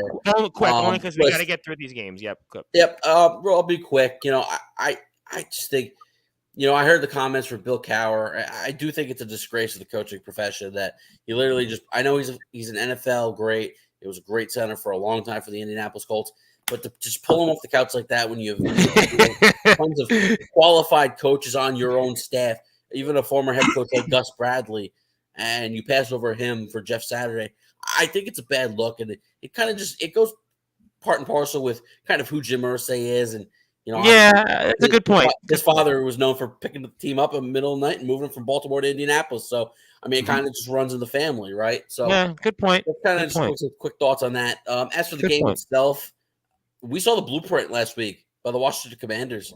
The way they ran the football last week, 152 yards on the ground. They ran the ball 49 times, especially 26 times by Brian Robinson. And they're facing Jonathan Taylor last week. And Jonathan Taylor kind of looked like the Jonathan Taylor of old last week and against the Vegas Raiders. And the biggest issue for the Eagles, and I know they just signed Ndamukong Suh, but you can't expect Ndamukong Suh to be on the field in just a couple short days. He hasn't played all season. So I still expect the run the run defense to be a big-time issue for the Philadelphia Eagles. And you know what? I'm going to go with the upset here. I think the Indianapolis Colts pull it off on their home field. I think they're going to be able to run the ball extremely well. And I think there's a little bit of rejuvenated juice from Matt Ryan being reinserted into the starting lineup under Jeff Saturday. So, and I just think it's going to be a heavy Jonathan Taylor day. The Commanders controlled the clock last week against the Eagles. They were able to just run it down their throat, and it's a road game on a short week. It's still, Monday to Sunday is still a short week, and I think it's going to be a little bit of a challenge for the Eagles. So I like that. That's a great point. That's a great point because you missed that one practice. Is you have to travel, and there's a lot that goes into that. For you, Chris, obviously your Philadelphia Eagles have their first loss of the season, and the Colts do keep their season alive and get a win. Just a bizarre situation there, and I think Justin summed it up pretty accurately. But for you, do the Eagles get back on track, or do the Colts have a little bit more magic in them with Jeff Saturday coaching them at the helm? I still can't get over this, but what do you think? Yeah, I'm going to go with the Eagles just to pull it out. The Redskins, Washington definitely outplayed Philly, but you know what? Philly also shot themselves in the foot a couple of times as well with the fumble and the interception by Hurts. So but what does hurt them is they're horrible against the run right now because of Jordan Davis going down. But I would think that they're going to improve against the run. It's going to be tough because they are playing against one of the best running backs in the league, Jonathan Taylor. But I just think Philly's going to bounce back in this game. I could see it being a little bit high scoring back and forth, but I still think Philly will pull it out. But I'll take Philly in this game. All right, let's go with some of the guys here. Ron Ladd says Eagles definitely bounce back. John Gonzalez, I think, summed it up. Another tricky game. Anthony Finkel says fly, Eagles fly. Anthony Finkel says the Washington football team was a better name than the Commanders. Well, I mean, I've been saying that. I kind of like the Commanders, but hey, what do I know? Eagles win, but the Colts will play well. Eagles lose Davis, but sign Joseph and Sue. Saturday was the right choice. He is a leader. Well, he's 1-0 so far. If we know anything, we know Jim Irsay is a wild boy. Jim Irsay could be one of those old wrestling promoters that had a whole bunch of keg of worms that I couldn't repeat on the air here. I think the shoe fits. Yeah, exactly. Joseph is playing, not Sue. Eagles, but the Colts could beat them, but I got the Birds. I'm going with the Colts because of pretty much everything everybody said here. Because you know what? Sometimes you got a little bit of momentum. You're home now. You're playing. The Eagles now had their first loss, and maybe they've been exposed a little bit. We've seen a little bit now. Does a team after their first loss, how do they respond? Colts have a win now. Leadership now, maybe there's a void that's been filled. Maybe there's things that go into that. Maybe Colts have found a plan here. Colts can salvage their season here. So as crazy as it sounds, I'm going to say Colts pull off the upset. I think it'll be a close one. I'm going to say 21-17 or something like that maybe. And, wouldn't surprise me a couple of points higher. But I think the Colts get back on track, continue their momentum, hit 500, and we'll see what happens with the Eagles. And the brute force, another matchup which of two teams that are just kind of, I guess, what you might want to call also ran teams, but certainly one of the more disappointing teams this season has to be the Los Angeles Rams, the Super Bowl champion Los Angeles Rams, and certainly, boy, they're going to need that honeymoon this season for sure. And the New Orleans Saints, who are, I guess, kind of maybe slightly off from where we may have expected them. They are 3-point favorites here. 39.5 is the over-under here. So this is going to be a low-scoring tilt. But for you, the brute force, do you want to put the upset special on the board, or do you like the Saints? And somebody has to win here. It's time. Read your mind. It's time. Listen, ladies and gentlemen. All right. Listen, and the big reason why the Saints are favored in this game is because of the injury to Cooper Kupp. All right, obviously that is a big significant factor for the Rams. But I'm still taking the Rams against the Saints. The Saints, who are going to stay with Andy Dalton. this game just came off a week in which they depressed me because they lost to the damn Steelers. All right, the stinky Steelers. They found a way to lose, and they couldn't even muster up a point in the second half. All right, so I got a salty feeling towards the Saints right now. And the Rams, who are not playing well, I can't see them continuing to lose. I mean, they got to win one of these games at some point. And I just think this is finally the one. The one thing that's going to be interesting is what is Matthew Stafford, who's going to return this week from the concussion, from everything I hear. All right, what is he going to do without Cooper Kupp? He's got to find other guys to throw it to all of a sudden. Whether it's Van Jefferson, whether it's Tyler Higbee, whether it's Allen Robinson. I mean, he's got to find other guys to throw the ball to.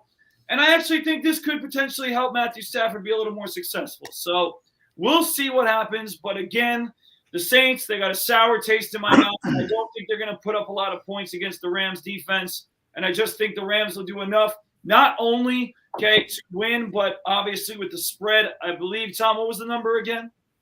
3. Okay, so I think they're going to cover the 3 points. I'm not worried about that. If the Saints even win this game, it won't be by much.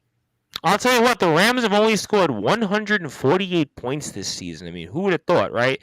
I mean, 104. I mean, that's it's embarrassing. And Anthony Finkel, for whatever reason, which I disagree, the brute force says the stinky Steelers, LOL, classic. But we'll come back to that.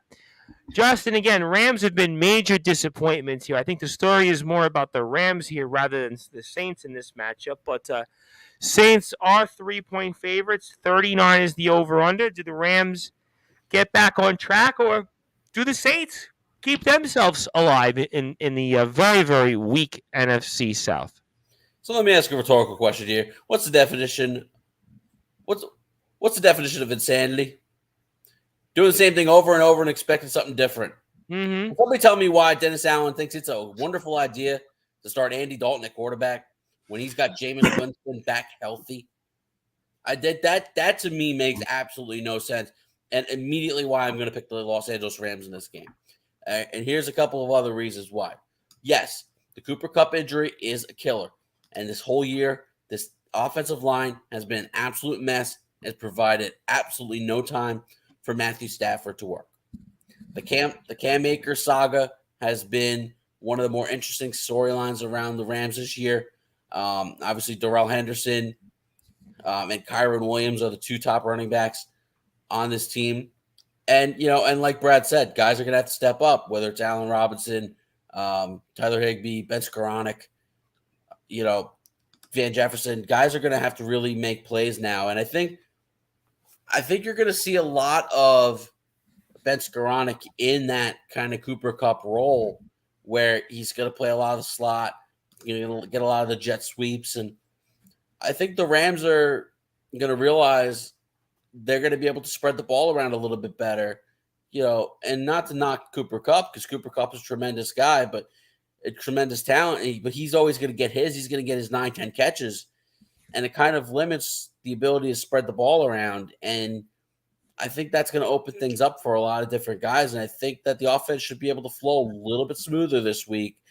And I think the Rams are going to be able to just do enough. Like you mentioned, 148 points this year. Haven't scored a whole lot, but the Saints have been dreadful. They've been missing receivers, week after week. Michael Thomas comes back and all of a sudden, can only play a couple games and then he gets hurt. Not sure if Jarvis Landry is going to return for this game, but the Saints have just been a mess offensively. And again, I don't understand why they continue to think starting Andy Dalton's a good idea. So give me the Rams here. I like the Rams in a pretty comfortable game.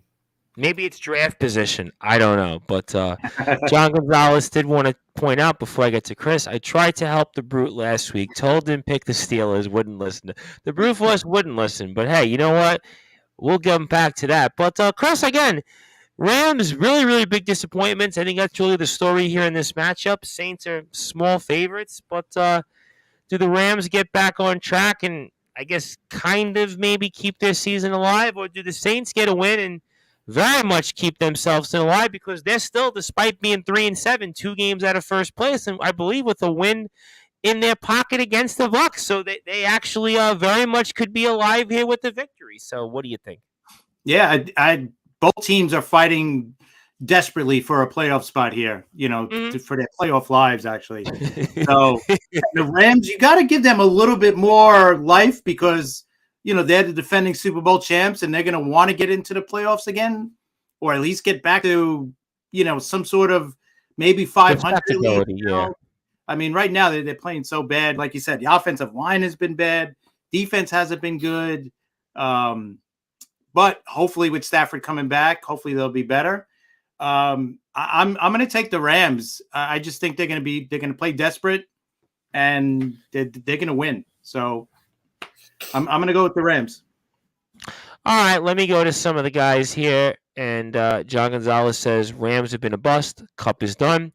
Ron Laird says L.A. Rams in an upset. John Gonzalez likes the Saints. Yes, there Joey it is. Bosham, Game right there. Yes. Oh, God. Joey Bosham says Rams win in a low-scoring game. Anthony Finkel likes the Saints.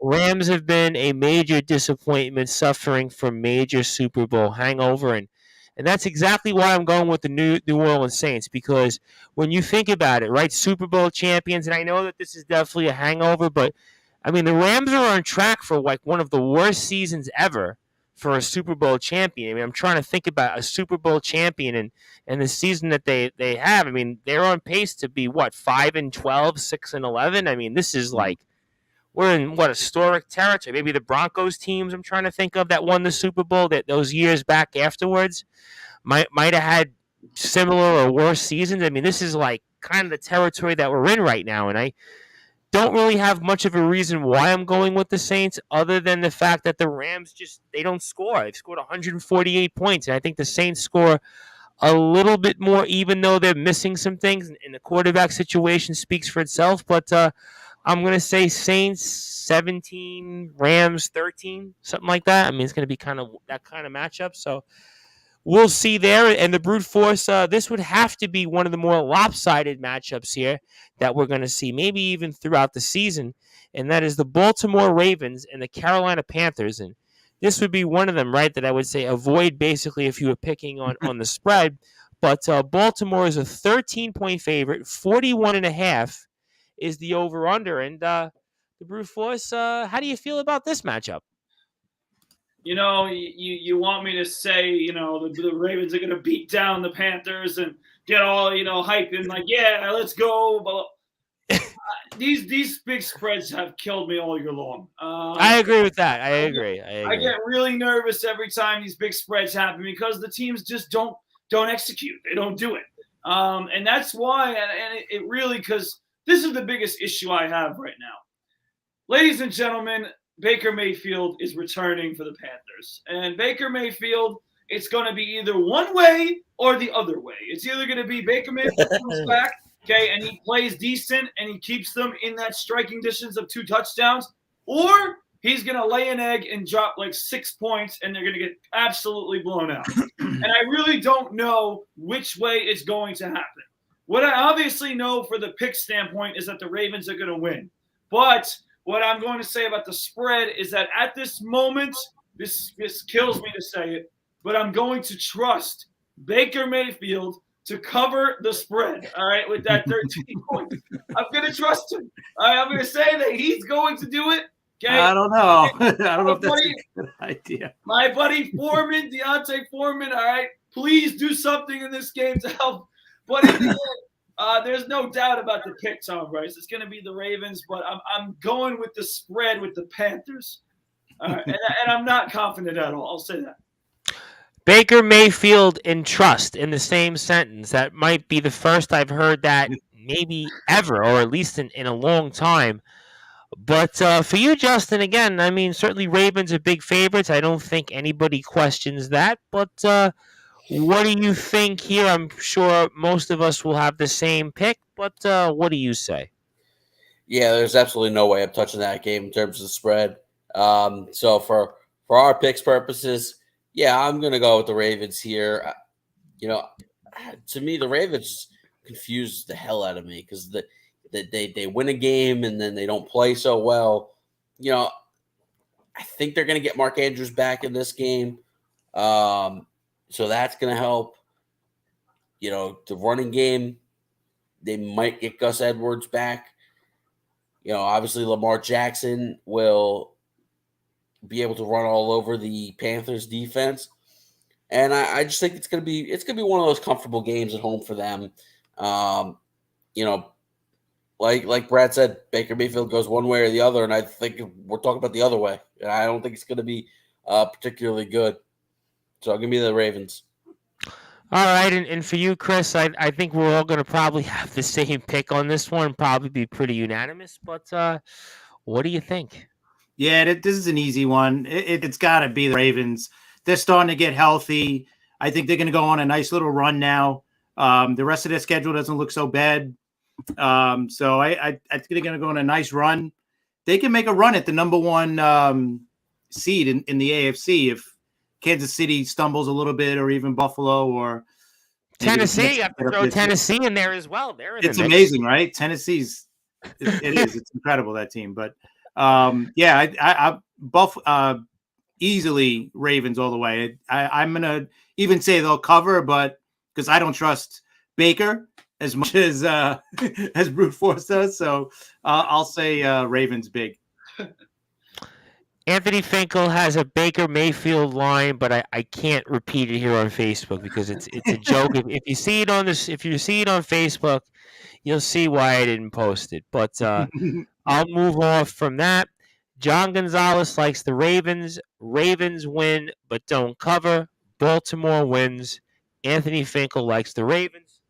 I'm going with the Ravens. I think the Ravens win comfortably because I do think that Baltimore is starting to peak. They're starting to peak at the right time, and I think we're starting to see that it's a two-team race in the NFC North, and frankly, I think there's going to be separation eventually between Cincinnati and Baltimore because Baltimore's got the win over them in Cincinnati, and that win, I think, is going to be very important for tiebreaker purposes. But that's our thoughts there. And in the brute force, we got to come back to the team we spoke about maybe about 15 or so minutes ago, and that is the Washington Commanders. Whether they're the football team, whether they used to be called the Redskins, it doesn't matter because you know what? The last 5 weeks, you have to give them credit. They've won 4 of the last 5, and they arguably should have won against Minnesota, and they're right there. They're in last place in the NFC East, but they're at 500, so you have to tip your hat to them. And Ron Rivera certainly has done a good job over these past few years. I think he's kept them competitive and respectable, and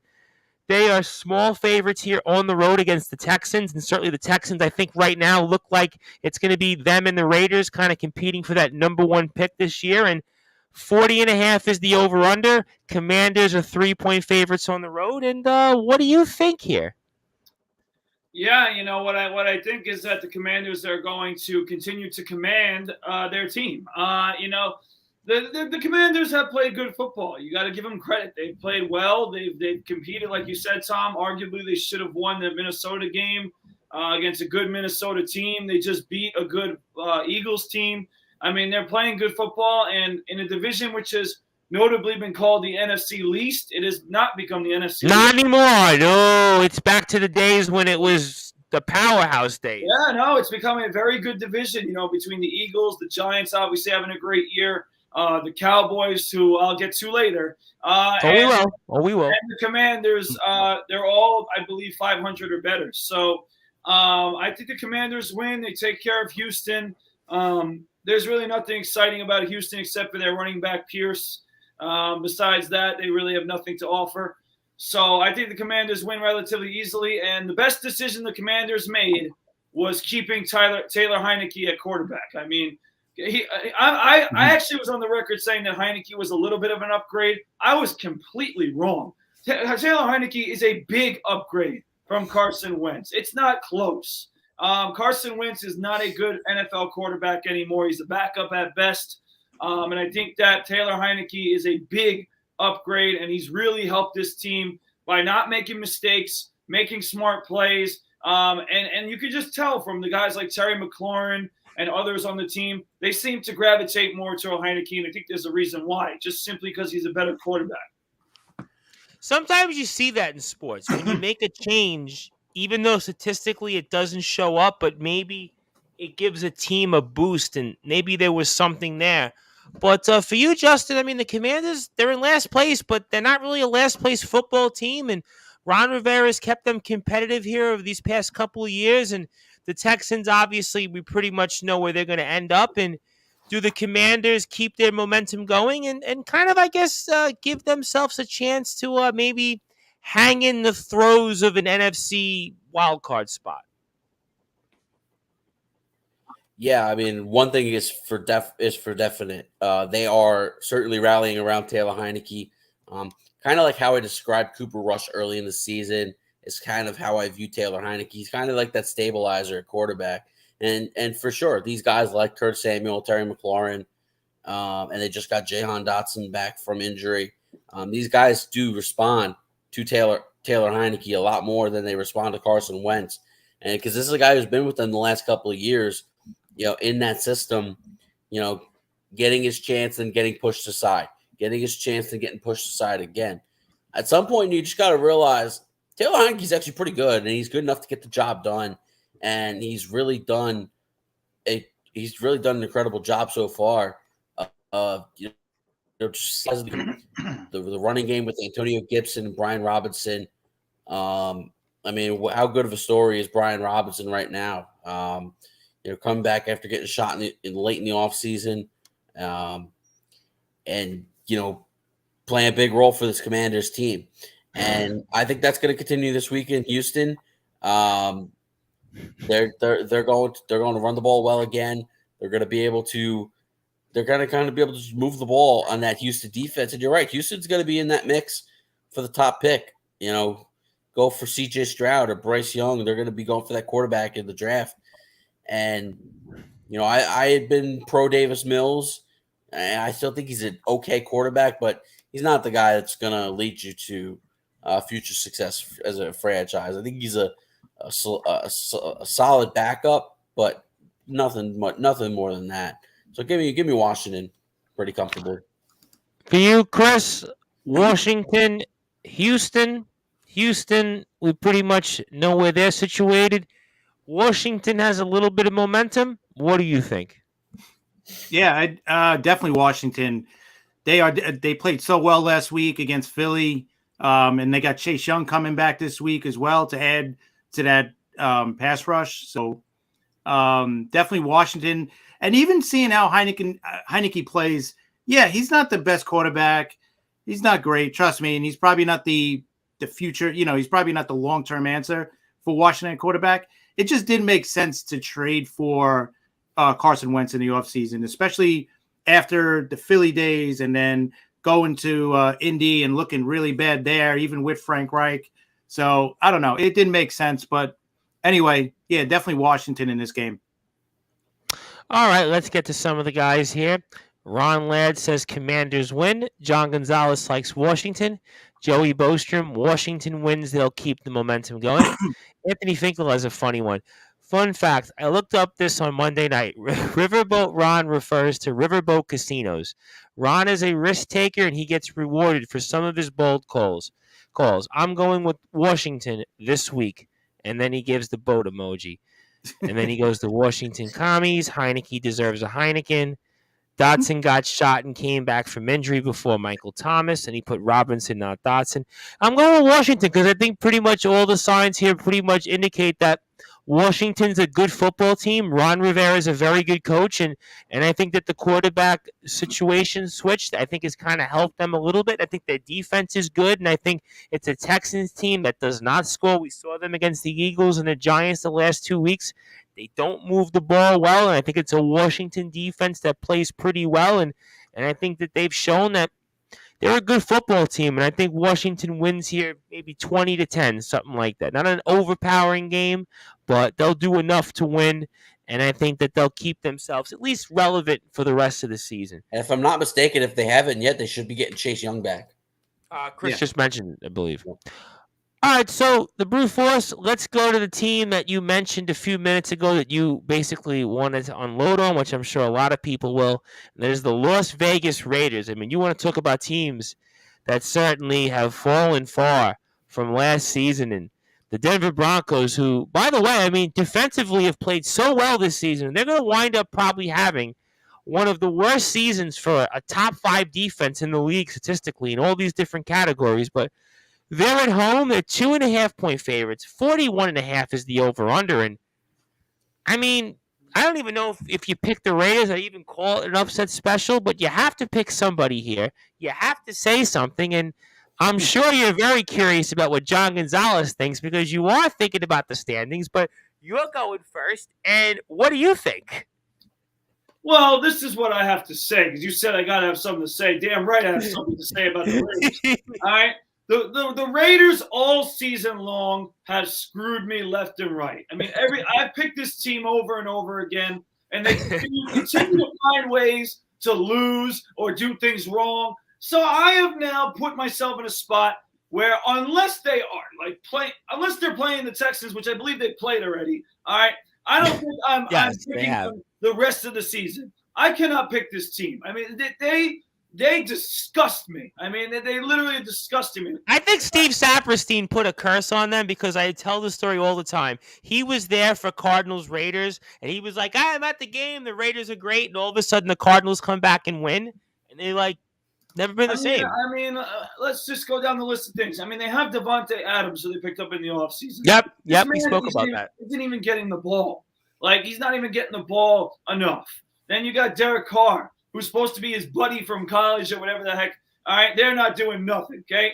They're supposed to have good tight ends. They haven't done nothing all season, okay? Their running game has been okay. That's just about been the only thing that's been good about Josh McDaniels' offense this year, okay? And Josh McDaniels, I mean, this guy, what kind of head coach is he? I mean, he's supposed to learn from Bill Belichick, and he's been an absolute disaster. Well, the Belichick guys don't do anything. Most of them have had terrible track records, though. No, you're right. But this, I mean, considering the talent level that was supposed to be on this team, this is a tragic embarrassment. 100%. To the NFL, to Las Vegas as a city. I mean, it's just disgusting.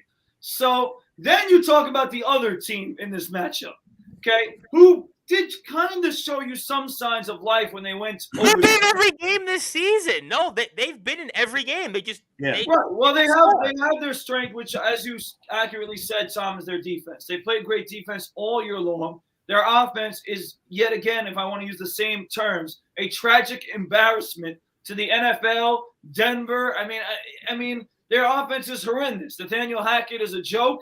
Russell Wilson. I mean, who would have ever thought in our right lives that we would say that Geno Smith is a better quarterback than Russell Wilson? I said it last week on the show. I could confidently say that now. I can't even debate it. It's confidently saying it. Okay, so I mean, this is the ultimate crap bowl. I mean, between these two teams, who's worse? And at this point, I mean, I cannot take the Raiders. The Denver Broncos, at least they have one unit on the field that's the strongest unit of any of the units that you'll get, which is their defense. They're playing at home. They better win, and I'm sick and tired of the Raiders. And I mean, if there's any team, I really don't like the Steelers. I'll get to the Cowboys soon. But the Raiders are slowly but steadily getting on that list, and they disgust me, and they should be ashamed of themselves. No, the Raiders, I cannot disagree with you at all on the Raiders, for sure. Justin, Broncos, Raiders, somebody has to win here. Two disappointing teams for sure here, to say the least. And part of me thinks actually the Broncos are more of a disappointment because they've been in every game and that defense has played so well. But, I mean, what do you think here? And anything else you want to add? Broncos 3, Raiders 2. That's what's going to happen. What are we talking about here? Golden Knights Avalanche here? Are you sure? Yeah, exactly. I mean, look, they scored midway through the second quarter. It was scoreless in the first last week against Tennessee, right? They get that long touchdown play to Jalen Virgil, his first career catch, first career touchdown. They do nothing the rest of the game. They get a field goal a couple minutes before the half. They do nothing in the second half. They get burned twice by Nick Westbrook-Akine. Bullock wins the game with a field goal late in the fourth, and their offense looks like their offense has been all year, just absolutely garbage. But one thing's for certain, Broncos have a top 5 defense, and the Raiders have basically no weapons. And now there's concern that Devontae Adams may not play Sunday. He was just added to the injury report. Not sure if he's going to play. If he is, he might not be effective. He really hasn't been great this year anyway. Darren Waller's been missing in action. Hunter Renfro's been missing in action. What are the Raiders? I know what they are. A cash poor team, apparently. That's why they don't want to fire Josh McDaniels. Because this is the battle of I'm gone after 1 year at head coach. Because Nathaniel Hackett ain't coming back. And Josh McDaniels sure as hell doesn't deserve to come back next year. I don't know what they saw. I don't know why. He bailed on the Colts 5 years ago, right? He gets the Colts job. He ends up bailing on them. That's when Frank Reich takes over, right? Was an absolute atrocity in Denver. And that was 10, 12 years ago, right? Yep. Absolute atrocity. So Vegas decides it's a wonderful idea to hire Josh McDaniels as our next head coach. In a way, it was not. He needs to be fired. But they're probably still paying John Gruden, right? Anthony Finkel mentioned him. Actually, he actually asked it. Are they still paying Gruden? I believe they're still paying John Gruden. Then they'd be paying Josh McDaniels, and then they got to hire a third coach, and they clearly don't want to do that. But the Raiders are just so freaking bad that they might not be able to muster up 10 points, and the Broncos could legit win this game 13-6. I'm not even kidding. Well, that's been listening to Broncos the whole season. That's been the kind of games that they've played. That's the kind of football team. That's their MO. They've only scored, Chris, 131 points. They've been up 149. So that tells you this Denver season. I mean, I think I said this last week on the show. They actually, the way they've played defensively, they could have won every game this season, yet they've only got 3 wins. And do they get, I guess, another win here, or do the Raiders maybe defy gravity and I guess maybe put the brute force and others and make them look like in a difficult spot? What do you think? You know what? And I think I seen a stat where the Broncos have the number 1 rated defense and the worst rated offense in the league. Yeah, you know what? You might be right. It's pretty amazing. Listen, I get that they're banged up too. Denver's got a ton of injuries. But when you still look at that team, there's still a lot of good players on offense. You were high on them last year. You were very high on them.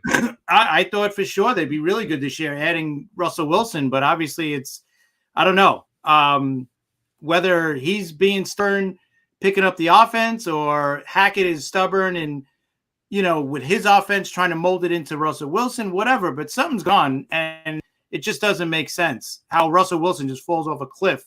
It makes no sense. The only thing that makes me think maybe the Raiders might win, they've won their last at least 5 matchups with the Denver Broncos. So Denver does have that. I mean, the Broncos, the Raiders. It's not quite Jets Patriots, but it's a mini Jets Patriots. Yeah, we'll get not as bad. But I don't know. Both teams are coming in banged up. The Raiders got their injuries too. You know what? I'm just going to go with the home team. I'll just go with the Broncos. They'll find a way to win.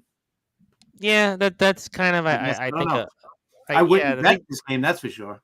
If you were going to bet the under. That's what I would add. Yeah, right. Ron Ladd says Denver in a close, sad game. Anthony Finkel's with the voice emoji. Broncos Nation, let's ride. We ain't riding much this year, though. I agree with the brute. Denver in a close game. Las Vegas will find a way to blow. Like I said, all of Steve Saperstein. He was there in Las Vegas, and since then, that's where the wheels kind of fell off. Once Josh McDaniels got caught filming opposing teams, he hasn't won many games. Spygate, Russell Wilson is a phony, big fat phony, cliche sports bro, got to give 110%. We already put up the comment about Gruden. Pick the Donkeys, Broncos, in the under.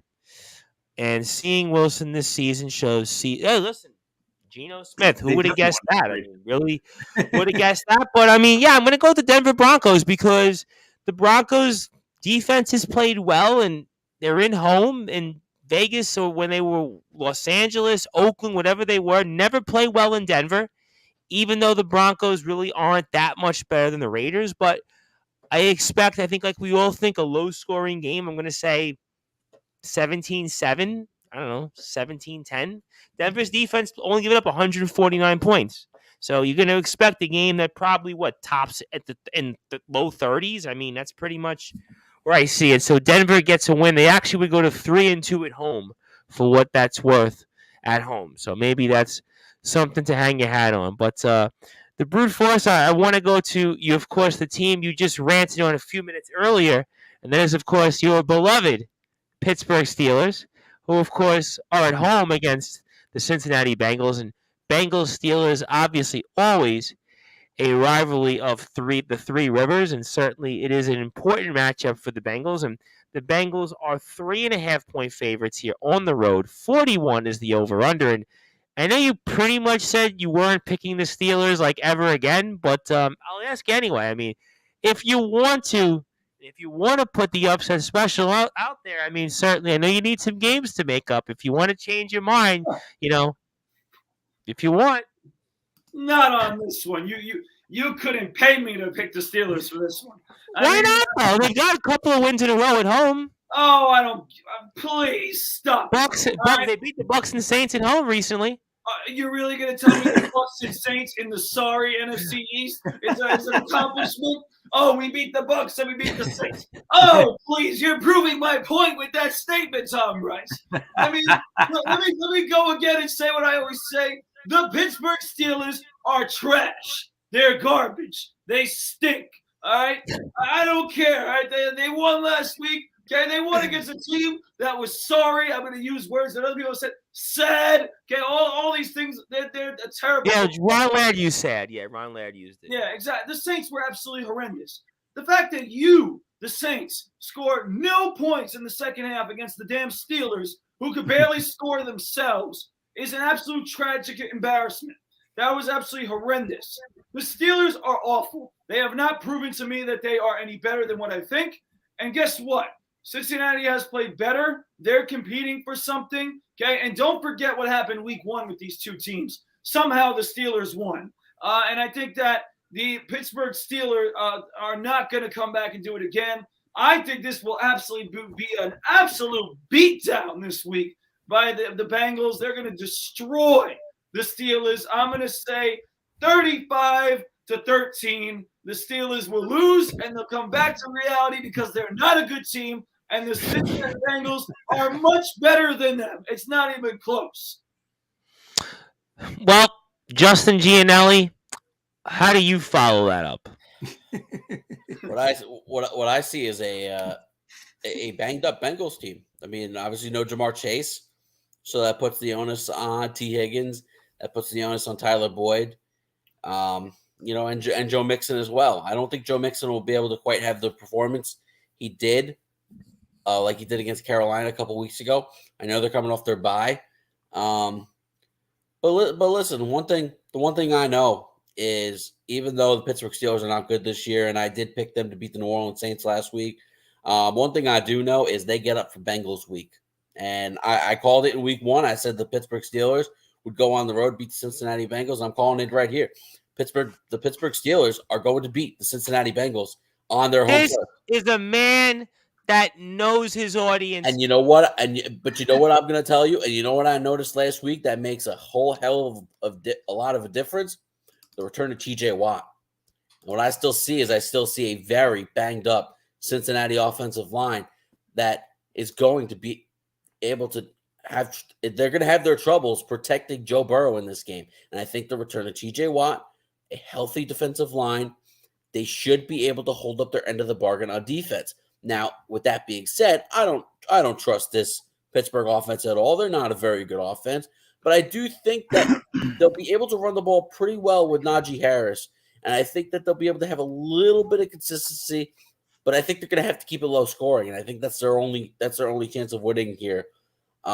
Is by keeping it low scoring. So I like it. It was 23-20 in week 1. I like a 20-17 score. And if they keep it that way, I don't see why Pittsburgh can't pull this out. For you, Chris, Steelers and Bengals. Bengals actually do have 3 losses in the division this season so far. So it's actually a big game for the Bengals from that standpoint, because if you're going to look at a tiebreaker, and certainly they have to play the Ravens one more time, and the Steelers do have that win week 1. What do you think? Yeah, I think this is kind of a revenge game. And yeah, I think Pittsburgh's offense is just not going to be able to score enough points. I think with Watt returning, he came back last week, I think, right? Yes, playing against New Yeah. Orleans. Yes. I think even with him returning, yeah, it's going to help their chances. But I still think Cincinnati wins this game. It might be closer than it should, but I'll say Cincinnati wins this game like 27-20. All right, let me get to the guys here. John Gonzalez had mentioned did the Steelers win last week, asking for a friend. They sure did.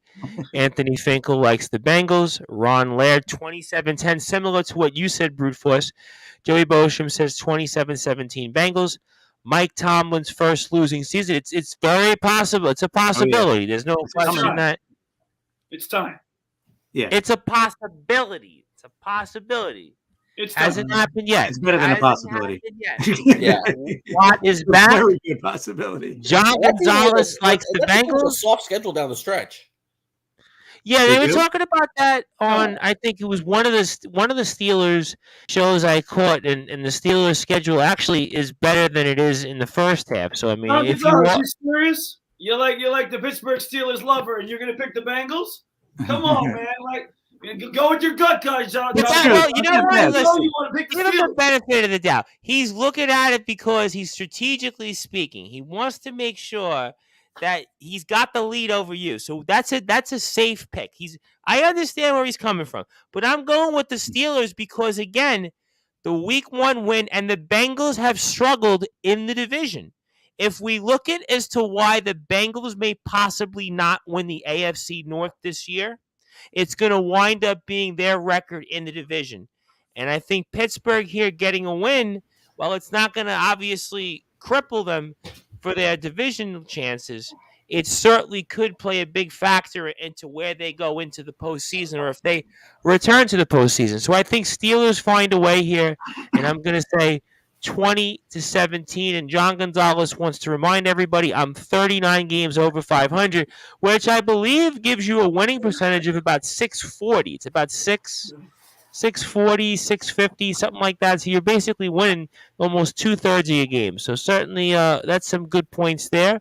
But the Brute Force, you did want to talk about the Dallas Cowboys, and I'll run through the other games very quickly because I know Randy Dillon's dying to talk hockey in like 15 minutes. I know people are going to, Justin's going to want a few thoughts on the Devils. But Cowboys-Vikings here, very, very intriguing matchup here. I mean, certainly Vikings are the luckiest. I read that they're the luckiest 8-1 team in NFL history right now, but they're 8-1.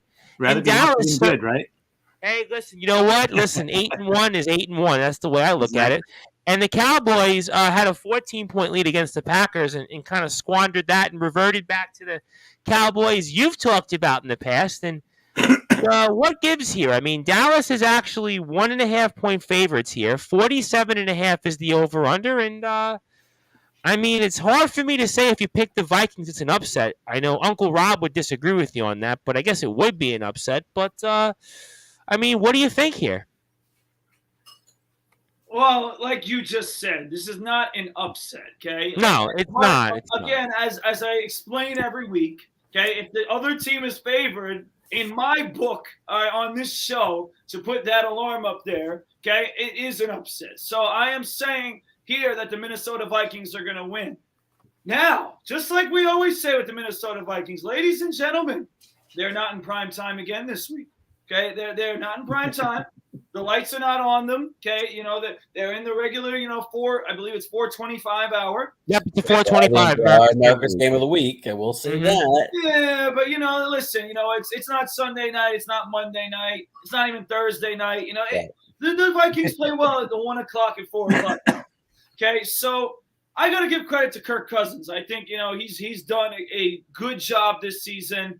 Obviously, they're coming off a win against Buffalo, which is not easy, even though Buffalo is not playing their best.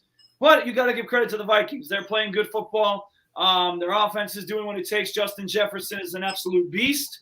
And their defense, listen, we don't talk a lot about the Minnesota defense, and that's a good thing. That means they're not doing anything wrong. So they're doing what it takes to win games. So Minnesota will win, and I got to talk about the other team. How about them Cowboys? Because they're starting to show you what they always do. And I wasn't ready to go down this path. I did not think that this was going to happen this season. But I think the Cowboys, they're looking shaky right now. They just lost to a team, okay, that really has been struggling in the Packers. Like Tom said, they blew a 14-point lead to lose that game. Unacceptable. It is completely unacceptable. I mean, it's unacceptable on two fronts. One, your defense that's supposed to be really strong blew a 14-point lead. Secondly, your quarterback, Dak Prescott, and the offense is simply not getting it done to secure a game like that, which you should when you're up 28-14. And I think that the Cowboys, for some reason, with Dak Prescott, have forgotten what worked when Cooper Rush was in the lineup, where they were running a lot, giving Tony Pollard the ball, and not making Dak have to throw miracle throws all the time, because he clearly hasn't shown that he could do that enough, especially when it matters. So the Cowboys, I think, are in a little bit of trouble. They're going to lose this game. The Vikings, Rob, I mean, this might be my Uncle Rob's best Thanksgiving of his life. That the Vikings are going to be 9-1 after this week. So the Cowboys are in trouble. They're going to be 6-4. And ladies and gentlemen, I hate to say it, Tom Bryce, the Cowboys might be in last place in that division really soon.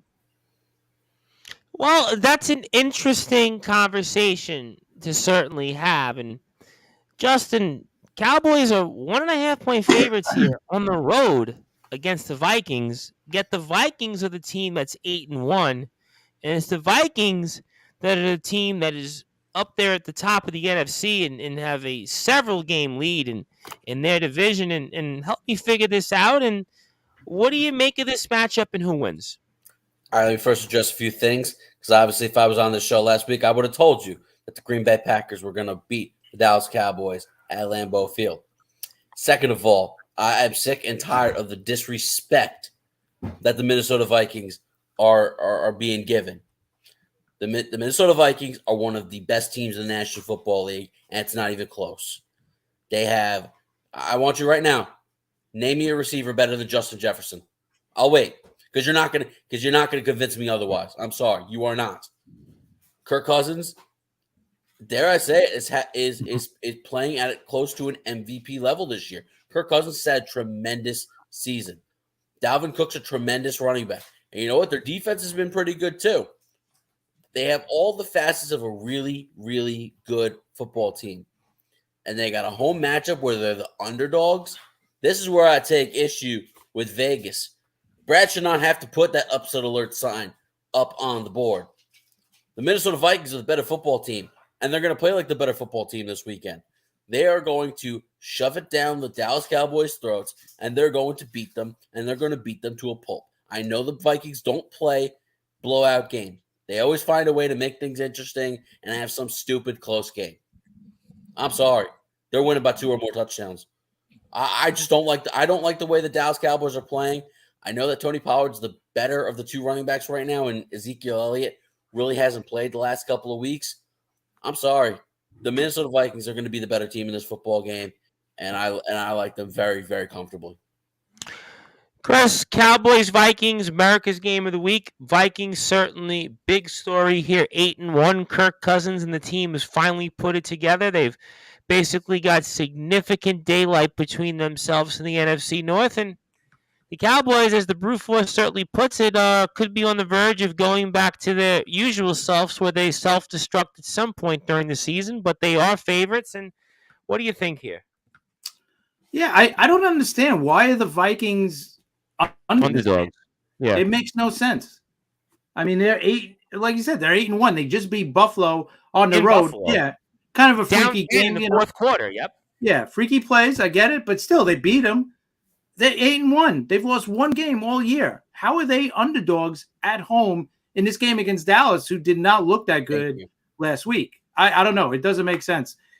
But this also scares me in that sense because it looks too easy, of a line to pick. Because you're like, why is, that's when it makes you think, like, what does Vegas know that we don't know?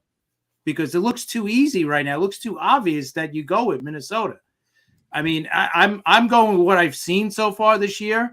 Minnesota's been a really consistently good team.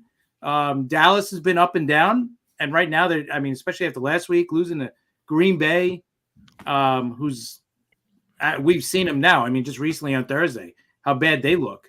I don't know. I got to take Minnesota, but it's not going to shock me if they lose just because of that line is making me rethink everything. But it's got to be Minnesota in this game.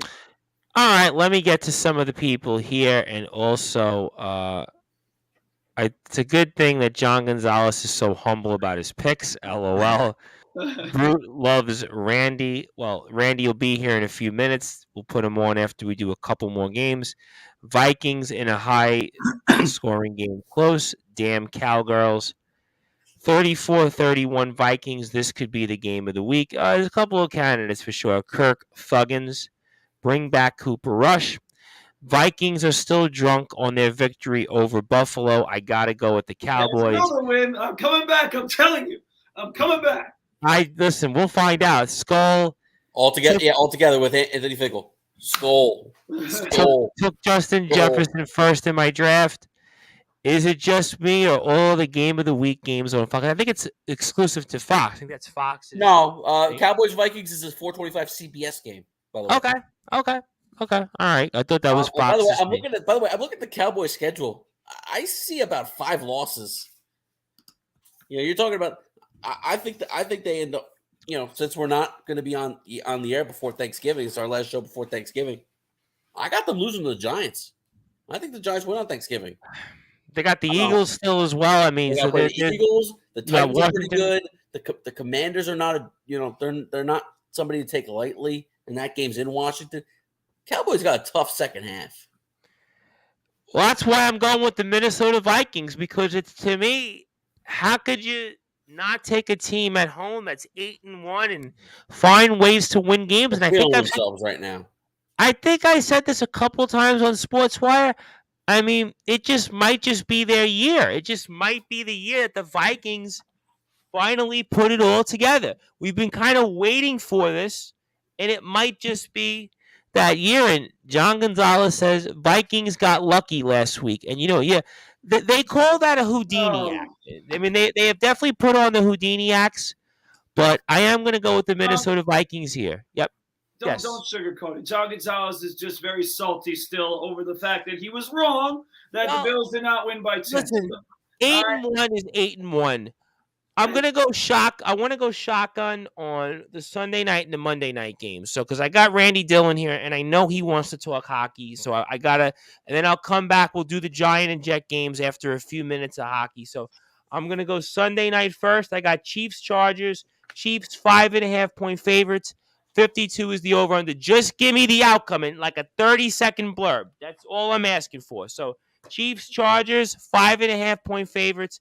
52 is over under. Brute Force, who you got?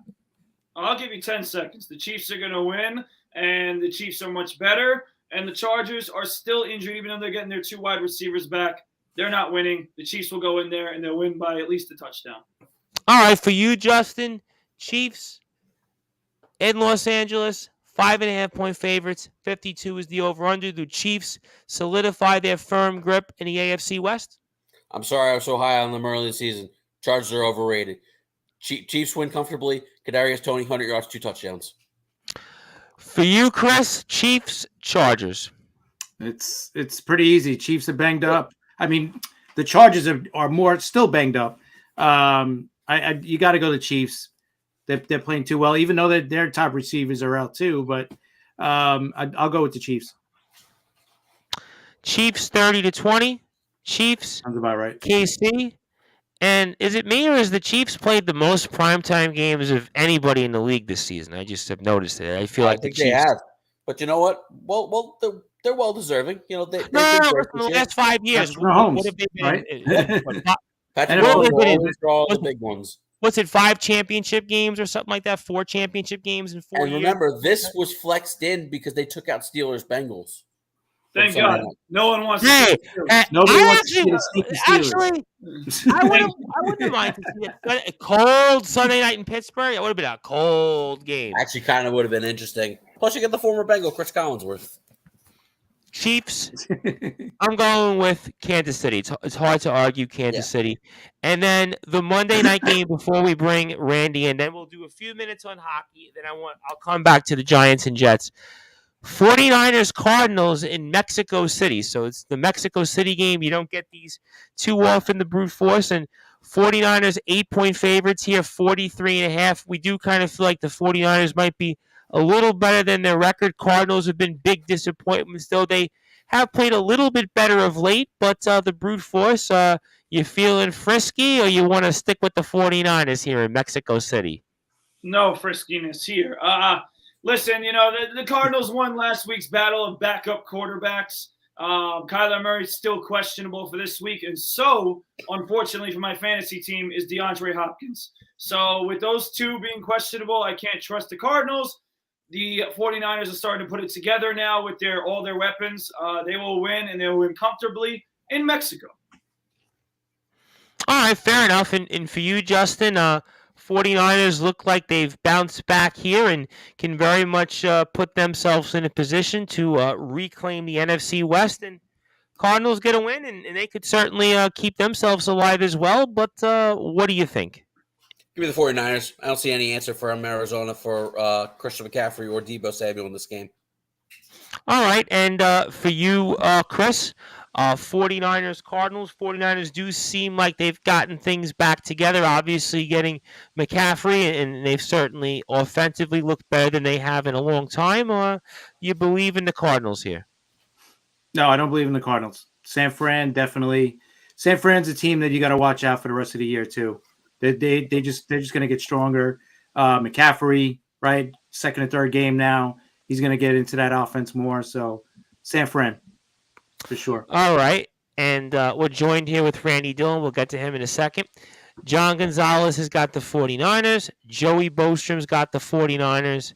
John Gonzalez says Ertz is done.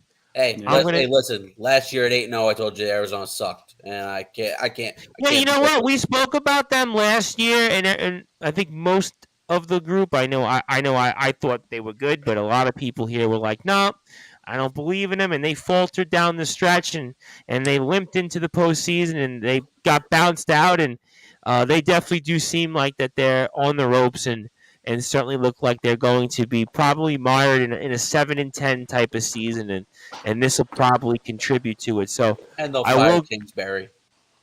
Yeah, I think if they go 7-10 or something like that, 6-11, yeah, most likely. That's why I think the San Francisco 49ers win here comfortably, and Anthony Finkel likes the 49ers. And we're joined here for some hockey talk for a few minutes, then we'll come back to the Jets and Giant picks, and that is Randy Dillon of the Hockey Fan Chat. You know, Randy, we actually do have something to talk about locally here in hockey, because the New Jersey Devils, I mean, I was thinking about this while Justin came back on the show to start. I mean, when was the last time the New Jersey Devils had an 11-game winning streak? And I'm looking up at the Metropolitan Division right now as we get to U.S. Thanksgiving, and it's the New Jersey Devils in first place. I mean, this is a long time coming. Even the 2012 team that made the Stanley Cup, I don't think they were in first place for most of that season. It was the Rangers that were that year. So, I mean, we're thinking, 14, 15 years since we've seen the Devils in this spot. And, I mean, how has this all happened? Well, Thomas Price, I can tell you this much. At the first two games, there was a chant, and Justin can correct me or not. Fire Lindy Ruff. Fire Ruff. Now, what is it? 11 straight wins. Jack Hughes, Jesper Bratt, Nico Hischier, they are carrying the team to offense with injuries to Andre Palat. Vitek Vanacek has done a great job in net. Seems like Lindy Ruff's style has worked. But I think the big thing for the Devils is they're just going along their game. And also, as well with the Devils, is other teams are just not playing good right now. I think a week ago against Calgary, Calgary played a very good first period, second period, but Jacob Markstrom left in a stinker. And they played Arizona last Saturday, where they shut out the Islanders, and they were able to put up 4 past Arizona with their third string goalie. So the Devils have been getting some breaks, but they've been playing some great hockey. The young kids are finally showing their prime. So Dougie Hamilton putting in some effort there. So I definitely think they're playing good. But the big thing for the Devils is right now they have a nice cushion, and other teams like the Penguins and the Capitals, who are just horrible right now, where they Carolina, who lost in overtime to Colorado. But Carolina's still at least in the spot where I think the Capitals 2 games below 500. Yep. The Penguins are 500, so they have a nice cushion. Rangers lost to Seattle in overtime last night as well. So for the Devils, they're not, as long as they don't go on like a couple of 5-6 game losing streaks of the year, even if they go on 1 or 2, as long as they can stay above 500, I think they're a lock for the playoffs at this point. Well, certainly if you're in first place near NHL U.S. Thanksgiving, I mean, you should be, in first place. I mean, for you, Justin, I mean, this has got to be a special time. And like I said, it's been a long time since I could think of the New Jersey Devils having this kind of winning streak and where they are right now in the standings. And, I mean, it's got to feel good for you, no?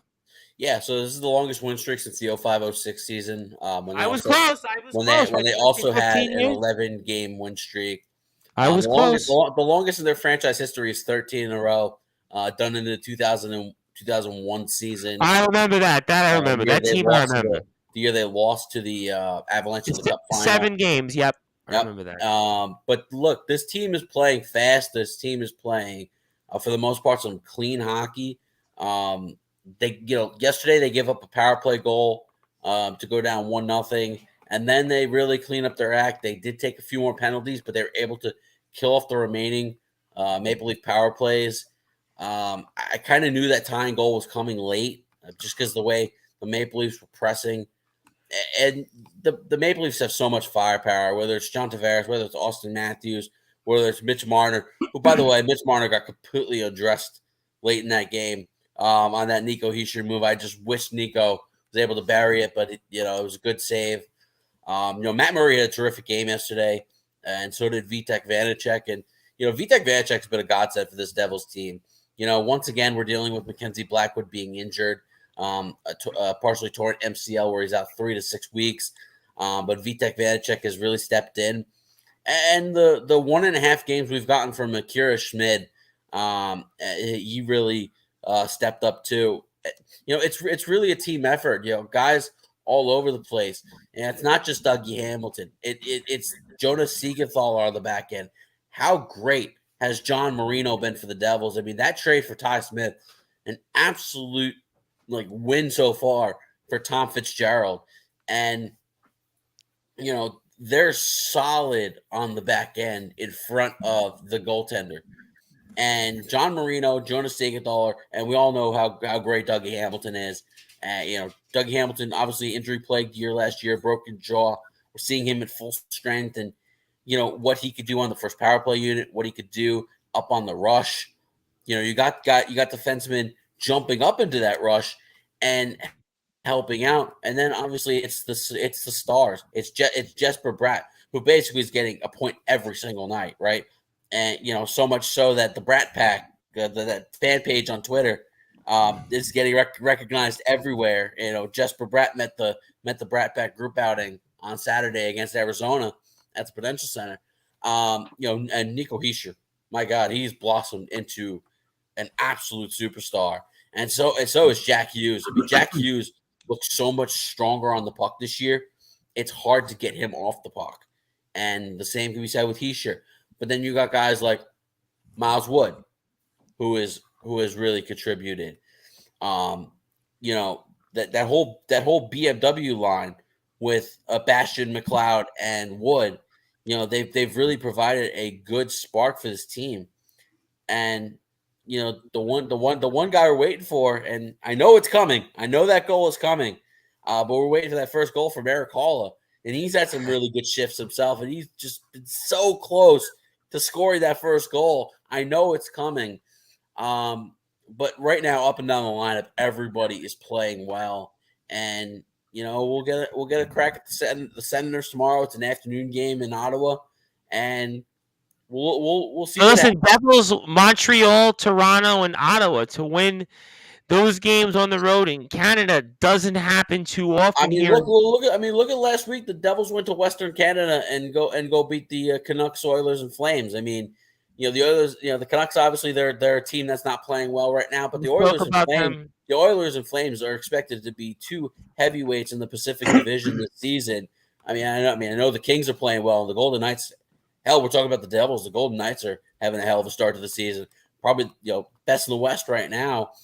The Devils are right up there with Boston, and I mean, you talk about two surprises. How great New Jersey and Boston have been. I thought Randy even said he thought the Devils would be pretty good this year, and I had my hopes as a fan, but nobody thought Boston would be this good early on, and getting their guys back. McAvoy has already returned. Marchand returned earlier than expected. They're cheating. Some cheating they're doing. No one returned that early after the injury. I'll tell you what, the Boston I gotta move on here very quickly. I gotta move on because I gotta get the 2 games in and I gotta get a few minutes on there. But Boston, what a story. Yep. Golden Knights, what a story. Devils didn't see this one coming. No. Boston did not see coming. I mean, certainly. Tom, the one team I do want to say we should all be surprised. The Winnipeg Jets. We thought this team was going to be a disaster. They're second to a tough. I brought up the Kraken. The Kraken are 4 games over 500 right now. Who saw the Kraken? What are they, 9-5-3? Yep. And on the back of a resurgence of Martin Jones, it's not Philip Grubauer. It's Martin Jones, a guy everyone thought that couldn't help take San Jose to the promised land. What do you make of Colorado in their kind of slower start? You have any thought on that? I think it's expected. They lost a lot. They lost Darcy Kemper. They lost Nazem Kadri, Andre Burakovsky. They lost some key players, and they haven't found a host yet. I don't think. Obviously, the Landeskog's out long term as well, so they've really been hit with key players leaving and a big loss there in Landeskog, and I don't think have a replacement for. They didn't get replacements for those guys. No. So the scoring's been really Rantanen and McKinnon, and those guys aren't scoring. And Nikrushkin, who else is? So it's the depth right now. But you know what? They're 9-5-1, so kind of hard to be kind of upset with how they're playing. They're playing well right now. You know who's kind of just slogging along at the Rangers. Yeah, that's a team that's really just like kind of in a slog. Yeah, there's something not clicking there. I don't know what it is, but just something not clicking there. I would get it more, but Tom, I know you said you want to get to football, so I'll leave that. If you got a 30-second thought, only because I got to get through the 2 games, and I got to get to my closing thoughts. So I'm still waiting for the first coach to be fired. I think it's a toss-up between Peter Laviolette, Bruce Boudreau, and Dallas Eakins right now. Laviolette, yeah. I mean, I think it's got to be Eakins. I think they still. I think I saw this. So Anaheim's 5-11-1. No regulation wins. Exactly. That's what I was going to go with. Yeah. No regulation wins yet for the Anaheim Ducks. Yeah. I was watching them against Detroit, and Detroit pretty much I don't know why I was watching this game, but Detroit pretty much, I would say, for about 2/3 of that game, controlled the game, and very late in the end of regulation, they scored about 50 seconds left, and then they find a way to win it late in overtime, and you're like, boy, you can't lose a game like that if you're Detroit. That's not a good team at all. To find a way to lose that game, you definitely have to win those games if you're going to be any better. But certainly some other teams of note, obviously, you brought up the Capitals, you brought up Pittsburgh. Pittsburgh, obviously, a lot of talk there about Mike Sullivan. We spoke about that last week on the show. St. Louis is a team that's been talked about. Islanders were in Nashville yesterday. Nashville's not off to the greatest of starts.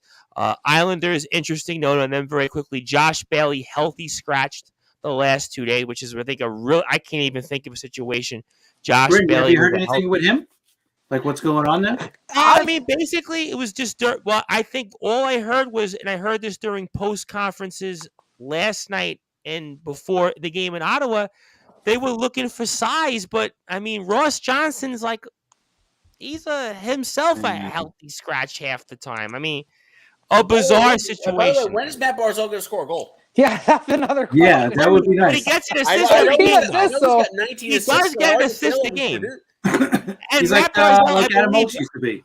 I believe Matt Barzal, first Islander since Brian Trottier, I think, to have 20 assists in 20 games or something like that, or 20, almost 18. It's 18 assists in 18 games. First Islander since Brian Trottier. So that tells you the Islanders really lacking a lot. This way, Matt Barzal's a point-a-game player, and there's no goals. That reminds me of like the kind of years you get from like an Adam Oates, where you get like 20 goals and like Yeah, 90 you said assists that. or something like Like that. Yeah, Henrik 10, Sedin 10 always goals, putting up those 100 assists. assists. And the Sedin brothers, obviously, we saw the ceremony there. Daniel Alfredson, another player similar with that. So definitely, thoughts. And John Gonzalez has a quick thought before we get to the Giants and Jet games. He says, "How's Calgary?" That's what he It says. was bloody cold, John. I'm not gonna lie. Otherwise, of the team. But if we're talking about the Flames, they're interesting. You know what? I think the Flames regret giving Daryl Sutter that extension because they are a mess right now. They gave him a few years extension, and they're hovering on that 500. Jonathan Huberdeau's been disappointing. Jacob Markstrom's been disappointing. They're struggling with that team, and that team, the high expectations. I could attest to that as well. Seen the Devils go out to Western Canada, and then the first game at home after the Western Canada trip was against Calgary so we've already fulfilled our season matchup against Calgary. Something's just not right. Something just doesn't look right with Calgary right now. And also the Panthers. I was watching the Panthers and your Capitals, and another team in the Panthers that's off to a so-so start, and a division there where you've got Toronto. And don't forget they didn't have Eric Ekblad for the first month. That's true, and I think a lot of it is because Boston has blown the doors off everybody. I mean, between Boston, the Devils, and Vegas, it's those three teams, and everybody else is kind of bunched in there. But certainly we did speak NHL, and we love to talk the NHL, but I got two more games to pick, and there are local games, and I'm going to the Brute Force first. And let's go with our beloved Detroit Lions against the New York Football Giants. And the Detroit Lions have won a couple of games in a row, and people are feeling a little bit better about things, I guess you want to say, in Detroit. And the Brute Force, though, if I would have told you Saquon Barkley is the leading rusher in the NFL right now, you would have said, Tom, you're nuts. You might say I'm nuts anyway, but that is the case. Giants certainly getting a little bit of disrespect here, I think. 3-point favorites, even though, of course, I'm a Lions guy. 45 is the over-under, and the Brute Force, you want to go upset special? You want to make up some ground on John Gonzalez, or you want to go with Barkley and the Giants? Oh, I want to go upset special on this one because, ladies and gentlemen, keep the wins coming, Detroit. Keep the wins coming.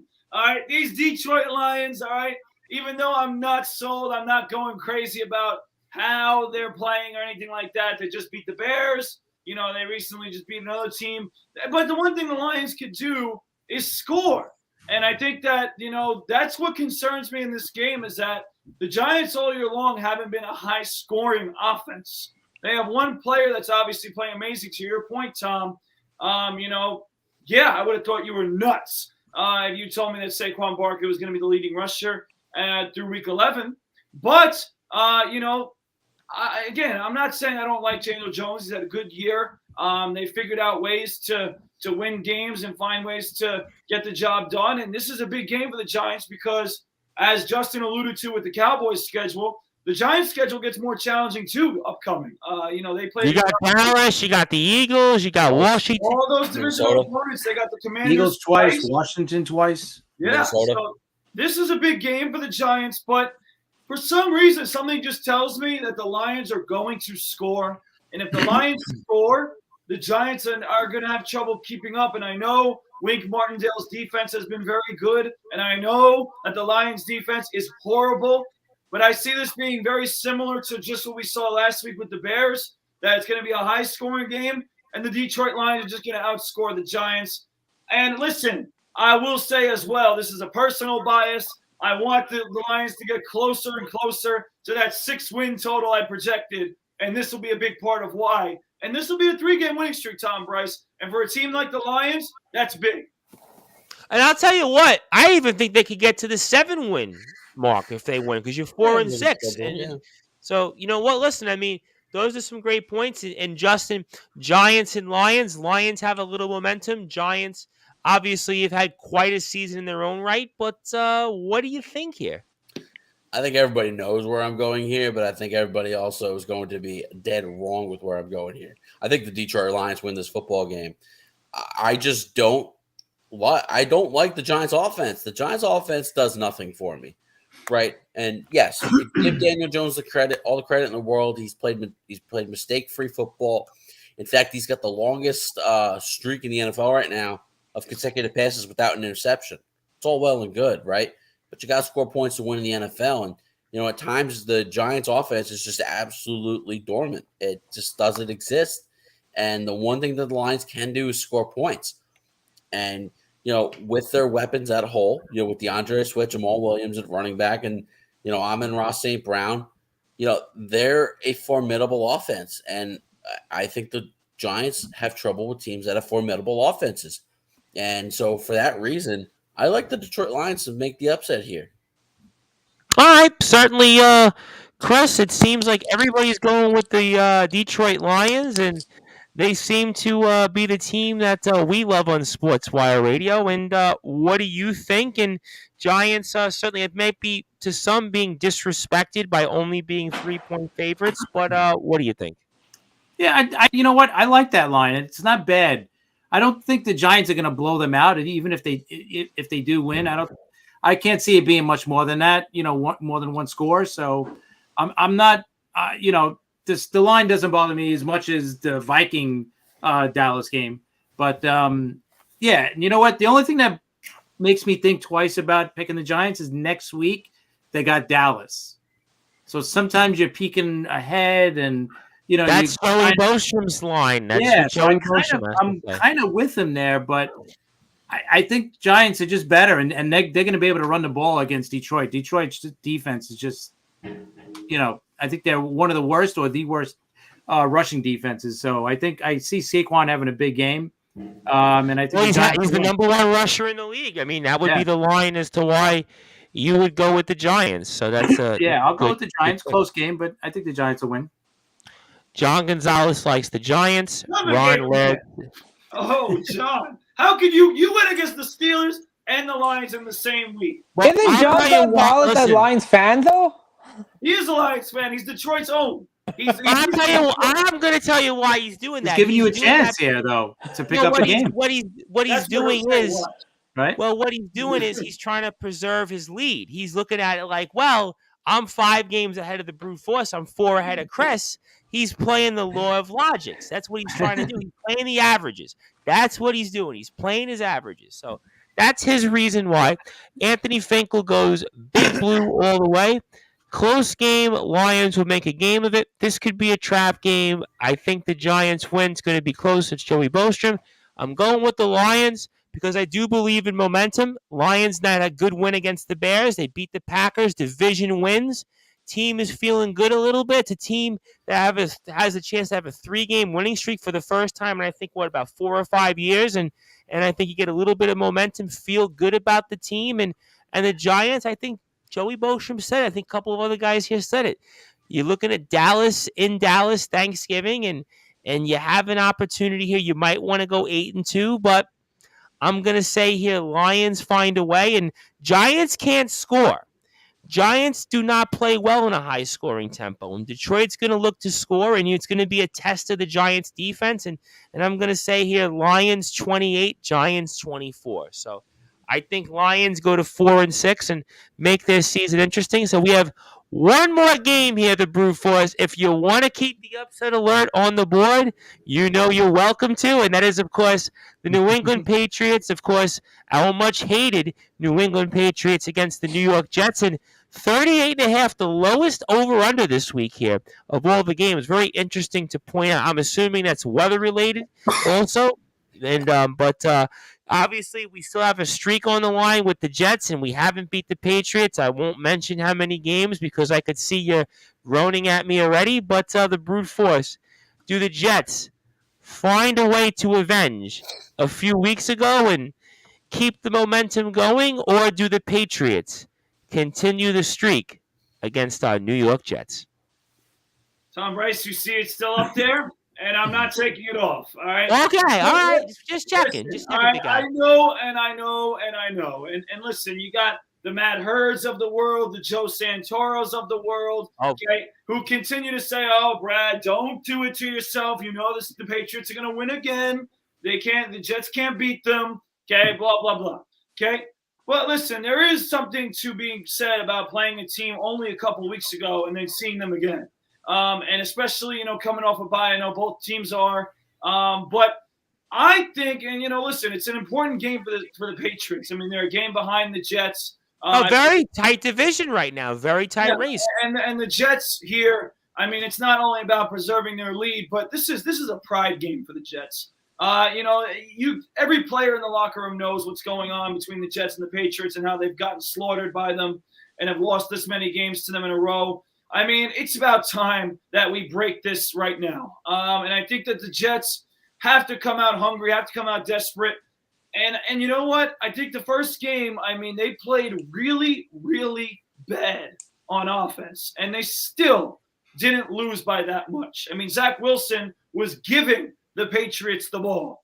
I don't see him being as bad, and I see the Jets defense doing what they did last game, which is forcing the Patriots into a lot of field goals, not letting them score a lot of touchdowns.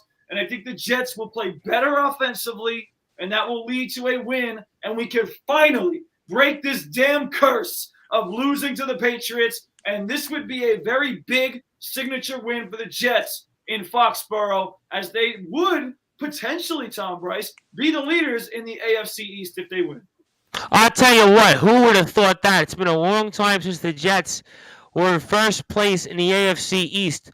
Justin Gianelli, do the New York Jets finally break this streak against the New England Patriots, or do the Patriots continue to torture the Jets?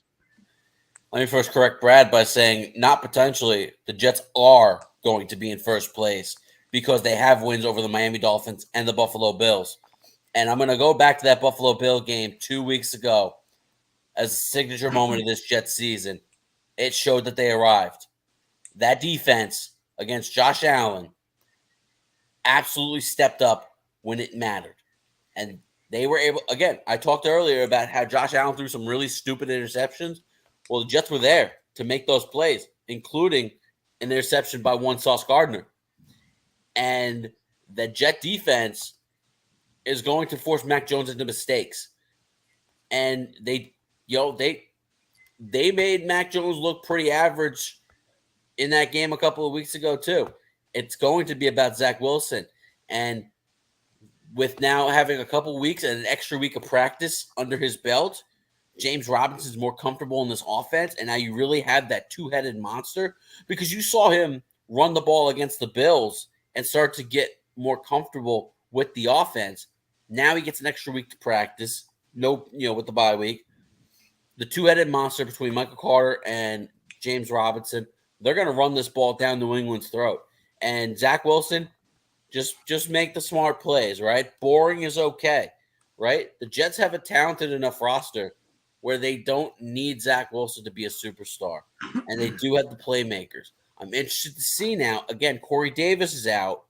So I'm interested to see with Elijah Moore fully immersed in the slot how they utilize him. And I want to see Elijah Moore get the football, even if it's a jet sweep, even if it's a bubble screen, right? Just get the ball in his hands. I know he can make plays. Garrett Wilson is going to be probably taken away in this game because Bill Belichick saw how badly he got torched by Garrett Wilson, right? Garrett Wilson went for about 100 yards, if not maybe more, in that New England game in the first one, including that long 54-yard play. That was one of the best throws we've seen Zach Wilson make. It's time for Elijah Moore to step up. Obviously, on the outside, they need to make some plays, but they also need to play some good, smart football. I think they're going to do that. The streak is going to end. I'm making this guarantee right now. The New York Jets beat the New England Patriots. I had a wrestler last night on Sportswire Radio talk about the fact he didn't like making guarantees and went on as to why no one should.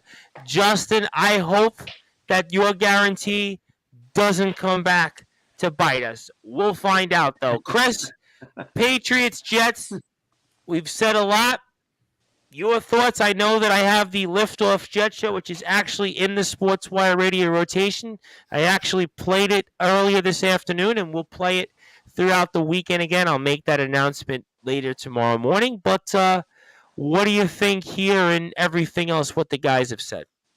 Yeah, I agree with everything you guys are saying, man. I'm right with it.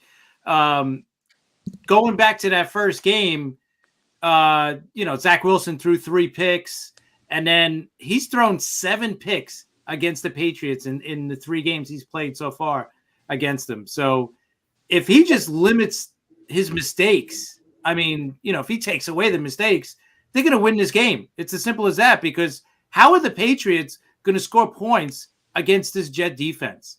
This Jet defense right now is just unreal. So Josh Allen couldn't score points. Yeah. So, I mean, if he can't, this guy definitely ain't going to do it. So Mac Jones ain't going to beat the Jet defense. The only way we lose this game is if we beat ourselves like we did the last game. The last game we beat ourselves. 3 picks, the stupid late hit on Mac Jones as well. Would have been 17-3. Right. So you take away those 2 plays, just that one play, and it changes the whole game. And then if you take away 2 of those picks, that Zach Wilson, 2 out of the 3, and the Jets win. So all they got to do is not beat themselves, and they will win this game. Because the Patriots are not scoring many points against us this week. It's just not happening. This is not the Jets that are going to give up 30, 40 points anymore. It's just not happening. This is one of the best defenses in the league. Maybe the best defense. It's hard to even get to 20 against this defense. Yeah. So the Jets have to win this game. Just forget about the standings, just their, the mental aspect of it, because it'll just break this whole, same old Jet routine and all that crap. So I think the Jets are going to win. I think they're going to win. I don't know. I'm going to say 24-13. Wow. Okay. All right. You know what? We're certainly putting a good foot here on Sportswire Radio. Let me get to some of the guys here and their picks. I love our baby Jets, but I don't see them going into Foxborough and winning. The Jets got to slay this dragon, but I don't think it's this year. Ron Laird says New York Jets win close and the over. Pats have won 13 in a row over the Jets. Plus, Jets coin flip chart has Jets losing this week. Coin flip hasn't been wrong yet.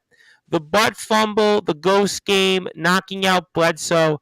I remember the Bledsoe one. So many franchise haunting moments against the Pats. I think the Jets will rebound. Defense will play well. And on Thanksgiving, I'll be thankful for the Jets being in first place. Boy, that's a trivia question. Jets first place on Thanksgiving. I'm trying to think the last time that might have happened. I want to say 98, maybe 90. Even when we were in 09 and 10, I don't think we were the last time they won the division was 02. So, but we weren't. But that was late. That we surged late in the year. I have to think the last week of the year. It's got to be 98. I got to pick 98 because 98 we were pretty much dominant from the get-go. That might be the think about it. This is really not saying much for this franchise. Sauce here with the Anthony Finn. He was saying that in Duffy's even last week. Second year Zach Wilson is not beating Bill Belichick. Wilson will never be a star quarterback. Does Moore have any targets or catches this season? Boy, people are lighting up about the Jets right now. Rex Ryan made a bunch again. Boy, more people are lighting up. Certainly, this is more than the Rob Maraska trivia contest. I mean, the Rob Maraska trivia contest. Sorry, the Rob Maraska trivia contest gets like 50 retweets, but like none of these people listen. So it's like, what's the point of having a contest? But no disrespect. Rex Ryan made a bunch of guarantees. Randy, who you got? He's joking around. We got. Oh, I like all you guys are saying. The Jets, they haven't won in forever. Every streak broken. We saw that with the Undertaker, so I'm going to go with the Jets as well. I'm still mad about the Undertaker streak being broken. I'm looking for another consequential John Franklin Myers penalty, roughing the passer again to kill our momentum. I would cut him during the game if he did it again. And Joey Bostrom said 98 because I was thinking about it. Even 2001, we were good, but we weren't in first place.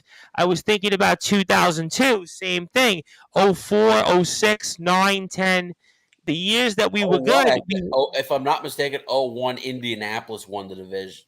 Yeah, but we 13-3. Right, and we were 10-6, but we were 10-5, I think, going into Oakland. Right, and don't forget New England won 11-5. Yeah, so we win. We really haven't had that late in the What year. was We've the made year? What was the year that that Brady got hurt? Didn't we wait. win the division that year? No, Miami. No, that was the year that we remember went. No, Brett Favre played hurt, and they lost 3 of the last 4 games. 4 of the last 5. They were 8-3. Yep. It was actually around this time in 2008 that the Jets went into Foxborough and won that game against Matt Castle and the Patriots. And then the next week, if you remember, they beat the undefeated Titans to go to 8-3. But Brett Favre, and that was the year I think I read correctly somewhere that basically Brett Favre shouldn't have played those games, and he played for that stupid streak. And if he probably didn't play, we probably would have made the playoffs. But you play to win the game. Hello, you play to win the game. Rob Maraska trivia contest. It's. I'm gonna be really nice because he loves. It's not the greatest thing on Sportswire. It's Come on. not. It's not. I'm gonna really try to be as really nice as I can about it because he's really into this stuff and I want to be very polite. 2008. The only reason I picked this because Brady convinced me. Well, I'm going with the Jets because I do believe at the end of the day, you gotta go Jets. I got to go with the Jets, really also because I don't believe in New England's quarterback situation still. And I kind of think the Jet defense right now rises to the occasion. They make a few plays, and I do believe you got a little momentum. I think we've learned what this Jet team does when they win. We've learned their identity. And I think that identity football, what are the 2 things you need to do to win in this league? Time of possession, lack of turnovers. When the Jets win, those are the 2 things that they've done so far. So I go with the Jets 17-10. I'm going to go 2 minutes very quickly. I'm going to go for you, Brute Force, 2 minutes. Give me a Nick Thor for 2 minutes. And then Randy Dillon, 2 minutes on AEW tomorrow night pay-per-view. So then I'm going to go to closing thoughts. So that's all I'm going to ask for you. So 2 minutes, Brute Force, on Dolan time. And then Randy Dillon, give me 2 minutes on AEW tomorrow night. All right, so let me get this quickly started here. First of all, just to let you know, Tom Bryce, because you were trying to hype me up about this mini 2-game winning streak we got going. We're down big against Golden State right now, right? We're getting our butts kicked at the moment by Golden State. That's why I saved it. And listen, ladies and gentlemen, this is no secret, okay? The Knicks, everybody's trying to hype me. Oh, the Knicks, they won in Utah. Oh, please, they haven't beaten anyone that's that good. Okay, they play a good team, and here we go again, getting their butts kicked, getting slapped. Okay, then some of these teams they've beaten that are actually good teams, like the 76ers and other teams, they were injured when we played them. Like some of these teams they've beaten are because they're missing their best players or someone's out that we're not expecting. Like they're getting by with some of these lucky things that are going on. But they are still the New York Knicks. Okay, I know that Julius Randle hasn't been that bad. I'm not here to bash him today. Even though I like to do it, I'm not going to do it. He's been playing fine. Okay, RJ Barrett, I got some things to say about you. Okay, you haven't been playing up to that money that we just paid you. You better play better than this because you're supposed to be a number 3 overall pick. We just paid you an extension, and what you're doing is basically doing average work at best. I mean, a few games ago, he dropped a big 4-point performance in a game. That is unacceptable from somebody who was taken number 3 overall. Then, on top of that, let me get to this, Tom, because I can't stand this. We have Tom Thibodeau as the coach of the team, and we are letting up 130, 140 points against the OKC Thunder and teams that was 145 points. It was embarrassing. 45. I agree. My God. I mean, you can't stop a pole if you bring in 145 points. That is absolutely absurd. At that point, I might as well check in the game and score 2 because you can't stop nobody. That is. I think even the York basketball team would have scored points on us on Sunday. Oh, I'm going to get in trouble with Coach Giss with that. Gianelli had the same thing happen to his Nets with the Sacramento Kings dropping 153 points or something like that. I mean, that is just an absolute disgrace. Play some damn defense, for God's sake. I mean, the New York Knicks, that's what they're supposed to do under Tom Thibodeau. They haven't done it very well. And listen, they're playing 500 basketball, squeaking by teams that don't have their best players. And at some point, Tom Bryce, I said this road trip was going to be hard. they've gotten lucky the first 2 games. But they still they still won some of these games. It's not going to break them. Not making me talk about the Nets. No, I'm not going to talk about the Nets because it's a whole keg of worms on that. But at least the Knicks had one in Utah. They had one in Denver, places they historically never win. Again, you want to go to Denver now? Because Denver didn't have their best player. They still won there, though. Still won there. When the Knicks are good, they never win in Utah. They were 2 teams that had not lost at home yet. And Utah was 10. I think 10-4 at one point, 10-3 or 10-4. I mean, you know what? Tom, to your point, the Knicks hadn't won in Denver in like 15 years. Okay. Exactly. That's exactly my point. Even when the Knicks are good, they do not win in Denver for whatever reason. The Knicks don't win there. That's all. But I'm gonna move on. I gotta move on because I want to get out of here. Randy, I'm gonna give you 2 minutes, just like I gave the Brute Force. AEW tomorrow night. Give me a thought or two, or a minute or two, whatever you can, on it, what we expect. I'll try to be as quick as I can here, Thomas. Just looking at the card, there's 10 matches. Some of these matches, I don't understand why they're happening on the pay-per-view. There's no storyline, but the matches I do want to talk about. Ciara versus Britt Baker. Ciara's first match returning after quite a year hiatus. I'm very interested to see how she comes in the ring, and also who wins this match, where it goes where. Ciara wins. She's now the top star in AEW. Britt Baker wins. What do you do with Ciara? I think Ciara does get the win. Steel cage match, Jungle Boy versus Luchasaurus. I think this match can steal the show. Has great story with Christian Cage in the part. These two can put on, I think, underrated match. I agree with you. It's an under the radar match. I agree with that. Ring of Honor World Championship match I want to talk about. 4-way match, Bryan, Jericho, Guevara, Claudio. I would love to see Sammy Guevara to win this match because I think he could turn on Jericho, do a whole heel persona, really make something with himself. Like I said, him and Ty Conte had a great thing going earlier. They just dropped it. The AEW Tag Team match, Acclaim versus Swerve. Look for Swerve Strickland to turn heel on Keith Lee. It's only a matter of time. And finally, the match I really want to talk about. MJF versus Jon Moxley. Maxwell Jacob Friedman. We know he's better than me, and I know that. And we know him locally from here, so we have a vested interest in him. If he does not walk out with the AEW Championship, I don't know what Tony Khan is thinking. This guy has all the momentum. He's hired all the ratings. I think he's the top star in wrestling. I think he's the top star in wrestling. I know Roman Reigns has been champ forever, but he's got something about him, man. And I'm not saying it. He's the future. I speak wrestlers.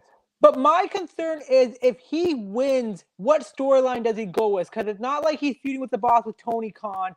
It's not like he still had I can't remember the group's name he was with before, but it's not like he's like a top heel anymore. I don't know what direction he's going to win, but I think he needs to win. And finally, the last thing I want to talk about, the Elite return. What kind of build is this? Pretty much saying we're just going to put the Elite in the match against Death Triangle. I would love to see the Elite kind of do an NWO thing where they kind of take over, because especially what happened, how they got let go. And finally, the last thing I want to talk about, Tony Khan, please do not rehire CM Punk or bring him back anymore. This guy caused problems. You went on the comments and say, I personally like him. He's great. I didn't know what to say. You didn't stop in your press. He caused a PR nightmare. Do not bring him back. Focus on guys like MJF. He's the future. If you want to keep this guy and really build your company, do. If not, you're just going to put yourself in a hole because you're just using the only reason you're around because you have daddy's money. Because right now, in the last several months, you have put on not the greatest product before the whole fiasco. It's been better now. That's my preview for AEW Full Gears. That's quick. Well, that's why I'm excited to watch tomorrow's show. And, of course, tomorrow's show is going to be here at the Prudential Center. The only thing I wish, they didn't have so many matches. Like I said, there are 10 matches. Some of these matches... Yeah, but AEW is known for the 4-hour pay-per-views. And they're 5-hour pay-per-views because the buy-in starts at like 7:30. But WWE did these 5-hour pay-per-views. The people said they were too long. Some of these matches... Yeah, but they're different. I don't understand the difference. I'm going to stop you on that because they're two different audiences. They're two different audiences. The AEW fan, I'm not going to get into a full wrestling discussion, but the AEW fan, and you know this, is a different wrestling fan than the WWE fan. The WWE. I just want to say one thing. Cora Corgell wrestling. What's the difference for stomping someone in 5 seconds in a pay-per-view here or someone stomping WWE? I don't understand the difference here. Well, they're building her up a different way. Let me get to some comments here before we move to the closing thoughts. Dolan time, the best time of the night. John Gonzalez says almost as good as the Maraska giveaway. I'm gonna plead the fifth on that because I'm gonna be honest. I don't think much of the Maraska giveaway. I think it's like doesn't do anything for me. Go New York, go New York, go. RJ Barrett averaged at best. I still think he's a little better than average. How about Brooklyn giving up 150? That's why we're not talking about the Nets this week. I was happy the Knicks won in Denver. I still got to troll my ex. She said, I don't even know why you're still texting me. I don't even know why I read this off. The answer to remind you I'm still winning. Some Anthony Finkel, you know I love you, but I have no idea why I just read that. Randy, 2 minutes of fame. I'm going to not say what Anthony Finkel just said there because we are a family station on Sportswire. DPH cleaning up Buffalo. You might do that. Randy's on fire. And, of course, the sit-down marks. I want to thank the sit-down marks because they gave me not one, but two plugs. Go ahead. Two plugs on Sportswire. I want to say, just because of MJF, you guys talk about MJF. Randy, I know. You got to know, but I went to high school with MJF. So I know Max. And I'm happy to hear he's doing well. So I'm rooting him on. He's a Plainview kid. I know him. He went to my high school. We went to high school together. So go MJF. Go MJF. He Absolutely. has something special. He's certainly a big man. We've spoken about him, and certainly I have a very good feeling about him. And also, Anthony Finkel wants to say, the brute force, yes. Did you up? You did. Yes. So knock on wood, we upgraded our system here, and since I've upgraded it, we've had 0 disruptions in 3 weeks. So wow. Miracle happened. Oh, really? A couple weeks ago? Nice. I would never have noticed. Boy, $3 bucks, but it's working well. So yes, Anthony Finkel, you're right. Sometimes they say in life you got to spend money in order to get your money's worth. But hey, that's a lot we've talked about here on Sportswire Radio. We have certainly run the goal. We've mixed some wrestling in there. Shout out to the sit-down marks. Of course, they go on right before we go on live here. And John Gonzalez also wants to tell you didn't upgrade your football picks, but hey, be that as it may, we'll find out next week on the show. But we talked pretty much everything. We did baseball. We did some NHL. We did a lot of NFL. We did some wrestling. We did Anthony Finkel's comments about his ex. We did Dolan time. We did the Rob Maraska giveaway. I mean, we did it everything, and we'll do it more. And certainly each and every Friday here at 9:30 p.m. we do much more of this and more. So let's get to closing thoughts. Justin Gianelli, you're up first. I give you the floor. I give you some closing thoughts. Anything else you want to share, say, and the floor is yours, and fire away. All right, I don't got that much because I'm running low on gas here. Look, it was great to be back. I would not miss it even resting all week with COVID. I would not miss a third straight show because I miss being on with you guys. So it was great to be back. Again, like we talked about a few minutes ago, super pumped about the Devils. Hopefully they continue things tomorrow in Ottawa. As for the baseball banter, probably will return either at the end of this weekend or next week. If I could pull off a 45-minute to an hour episode, I might maybe get one in this weekend. We'll see. All right, no worries. Yeah, my voice and I'm able to hold up. Other than that, you can follow me at JGNLE12 and at BBallBanterSM on Twitter. All right, excellent stuff. And of course, I want to make sure the sit-down marks everybody listens to again on sportnarium.com/player.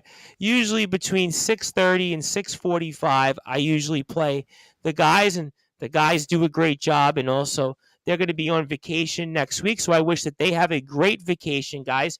For Dirty Bird and everybody else, please be safe out there on the road. I know that some people are traveling this coming Thanksgiving weekend, so please be safe out there. Let's go Falcons as well for you, my friend, DB. And certainly we hope that Primo and everybody else there, AJ as well, stay well. And we'll look forward to hearing from you guys back in 2 weeks. So, Chris, I give you the floor. Obviously, I'm looking forward to rehearing the Liftoff Jets with you and Sharman this coming weekend, talking Rivals. I enjoyed as well with you and Patrick. So anything else you want to plug, share, say, and the floor is yours, and fire away. Thank you, Tom. Great show as always, guys. Great chatting with you guys. Great to see Randy, of course, talking hockey. I love it. Yeah, we'll be back Monday, probably Monday evening with the Talking Rivals, because earlier in the day we'll be watching Team USA play their opening matchup in the World Cup, which would be pretty cool. Yep. That's Monday. Oh, all right. Monday, 1:00 against Wales. Yeah. So I just can't get into it because it's in Qatar. That's why. okay. So we have a show on Sportswire that's covering it, so that's how I know. So Okay. So later on in Monday, I'll get you the show, Tom, for Talking Rivals and Liftoff, of course, probably either Tuesday night, Wednesday night.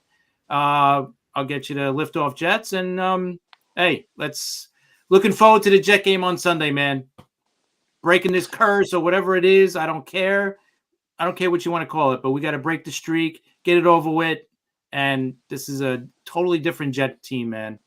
So excited about the future with the Jets and this year.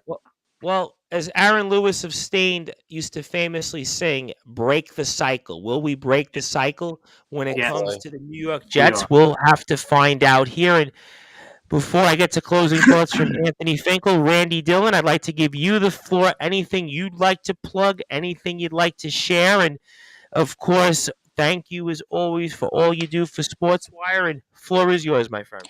Thank you, Thomas, and always glad to be with you fellas, even if it's an hour, 10 minutes, 5 minutes. Happy to be here chatting sports with you guys. Always great. I got to thank John Godalzo for keep hyping me up. I feel like he's my hype man. John, ever in Detroit, will catch a Red Wings game. But a couple of quick comments about hockey.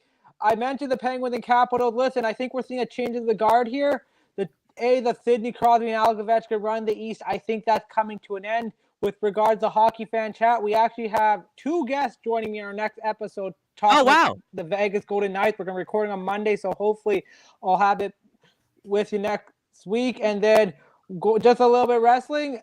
It's a great time to be a wrestling fan. Like, you got Full Gears this weekend, next weekend War Games, which is going to be exciting. So AEW, WWE, and Bray Wyatt. I was fired up about SmackDown tonight with LA Knight and Bray Wyatt. I mean, I think Bray Wyatt is so I think he's more fascinating than this whole Roman Reigns. Fascinating. That War Games match you got with the brawling boots and Britt Baker, and you said Dr. Britt Baker. I heard Dr. Britt Baker on Busted Open this week, and just off the topic, I know Adam Cole is a very lucky man, but I've been in love with Britt Baker for a long time. I'm just going to put that out there. And then just 2 quick things I want to mention with Adam Cole. Sure. Hopefully he's okay. I know they're saying his career might be over with. And just quick shout out in hockey for those who watched yesterday. Scott Wedgwood left on a stretcher. He's doing well. He's going to be day to day. They're saying he's week to week, but he's in good spirits. He's doing good, so that's all we can hope for. At the end of the day, hockey's just a game. Our health is more important. Oh, listen, you know what? I mean, pass it back to you. You don't wish any ill will on anybody, and great stuff, Randy, as always. I look forward to your wrestling tweets tomorrow, and also Hockey Fan Chat. Let me get to before the brute force comes on. Anthony Finkel says, my closing thought is a riddle. What kind of coat is always wet when you put it on? A coat of paint. This riddle is sponsored by DPH Property Maintenance Service for all your home and commercial painting needs. Great show this week. Lots of fun. Welcome back, Justin. Thought you were going to abandon us for a new life on the beach somewhere. I think that would be a great place to be right now. It's not cold, so maybe. I do have a question. Who wins, Michigan or Ohio State? For my college guys. If you can ask Justin, he'll say Ohio State. If you ask me, I'm going to say Michigan. Well, you know, he's asking when is the game. It's next Saturday. Oh, when? And the game's next Saturday at noon. Yeah, next week. All right, fair enough. Carlos Otoro Chavez from the Mad New Yorker show says Jets will break the cycle when they find a real quarterback. Well, time will tell Sunday, Carlos. We'll find out. We love Randy. He's a fan favorite. Randy, you're awesome, from Joey Bostrom. Great show as usual. Looking to pad my lead in the standings, which will happen. We'll find all of that out here. But the brute force, I know we certainly haven't saved the best for last, but we saved the biggest for last, and I wanted to relay the message, which I promised, from somebody you know very well that has been a longtime friend of ours, and somebody you know very well who used to star in the Danzy Center, of course, the Skyline Conference Tournament MVP, back the only time we won the Skyline Conference in the postseason, of course, for our St. Joseph's Long Island Golden Eagles. We're talking about Chris Niblock, and I hear the brute force that his young son, his emerging son, did a number on you and your team, and you might want to talk about that, I'm sure. And anything else that you might want to share, including a thought or two on our boys last night, the current team at the Danzy Center, who certainly put a thumping over on our friends over at York. Will be a little bit kind, of course, on the Gist brothers because they are friends of ours as well. But a lot to get into. I'm sure you have a lot to say. So I turn it over to you, and floor is yours. Yeah, Tom, thank you again for another great show. Of course, Randy, listen, John Gonzalez absolutely loves you, but, he has to save his stab in the back for me at the end of the show. So I love you, John Gonzalez, but, I don't know. I'm gonna have to remember this comment. He said it will happen. It won't happen. It will change, and next week we'll be close in the standings, and John Gonzalez is going to begin to panic. But we'll get to that next week.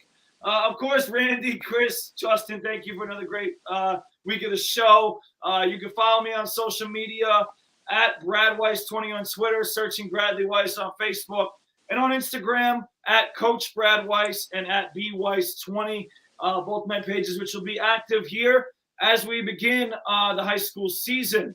To get on that point before I move on, I have to congratulate all my fantastic 16 players and one manager who made my JV team this past week. We had tryouts, and it was a very difficult week. I saw that on your Instagram story. I did see that. Yeah, a lot of kids really, really fought hard. They played really hard, and we had a lot of kids we wanted to bring on the team, and unfortunately, some had to go. It's the worst time of year as a coach when you got to let kids go, but you got. I hate it. I would hate being a coach and having to cut a kid. You got to make those tough decisions, and we did. But we're really excited about the guys we're bringing in for this season, and we're going to kick off with our first scrimmage next week. So when we talk next week, Tom, we'll be getting ready to play our friends at Hicksville for a scrimmage with Ed Dempsey and Kelly Dempsey, as well as Jericho High School. So we're looking forward to that, and we're looking forward to a really nice season. Of course, if you want to follow our boys, you can either follow me at Coach Brad Weiss for JV or at POB Hawks basketball for our varsity program, which, of course, was in the county championship, and we're looking to do big things this year as well. Now, to get to your buddy and my buddy and St. Joe's legend, Chris Niblock. Yes, Chris Niblock was in attendance for a third grade matchup between my level up team and his son's Empire team. Yep. And it was one of the most heartbreaking games, arguably, in my coaching career. Wow. You know what? I kind of heard from a little birdie there that it was heartbreaking, but I didn't realize to that tune. So basically, to tell you the story, Tom Bryce, my team was playing their best game of the season. There was 4 minutes left, and we were up by about 8 points, I believe. And in third grade basketball, 8 points is like 20 points. So it was looking like we were going to win the game.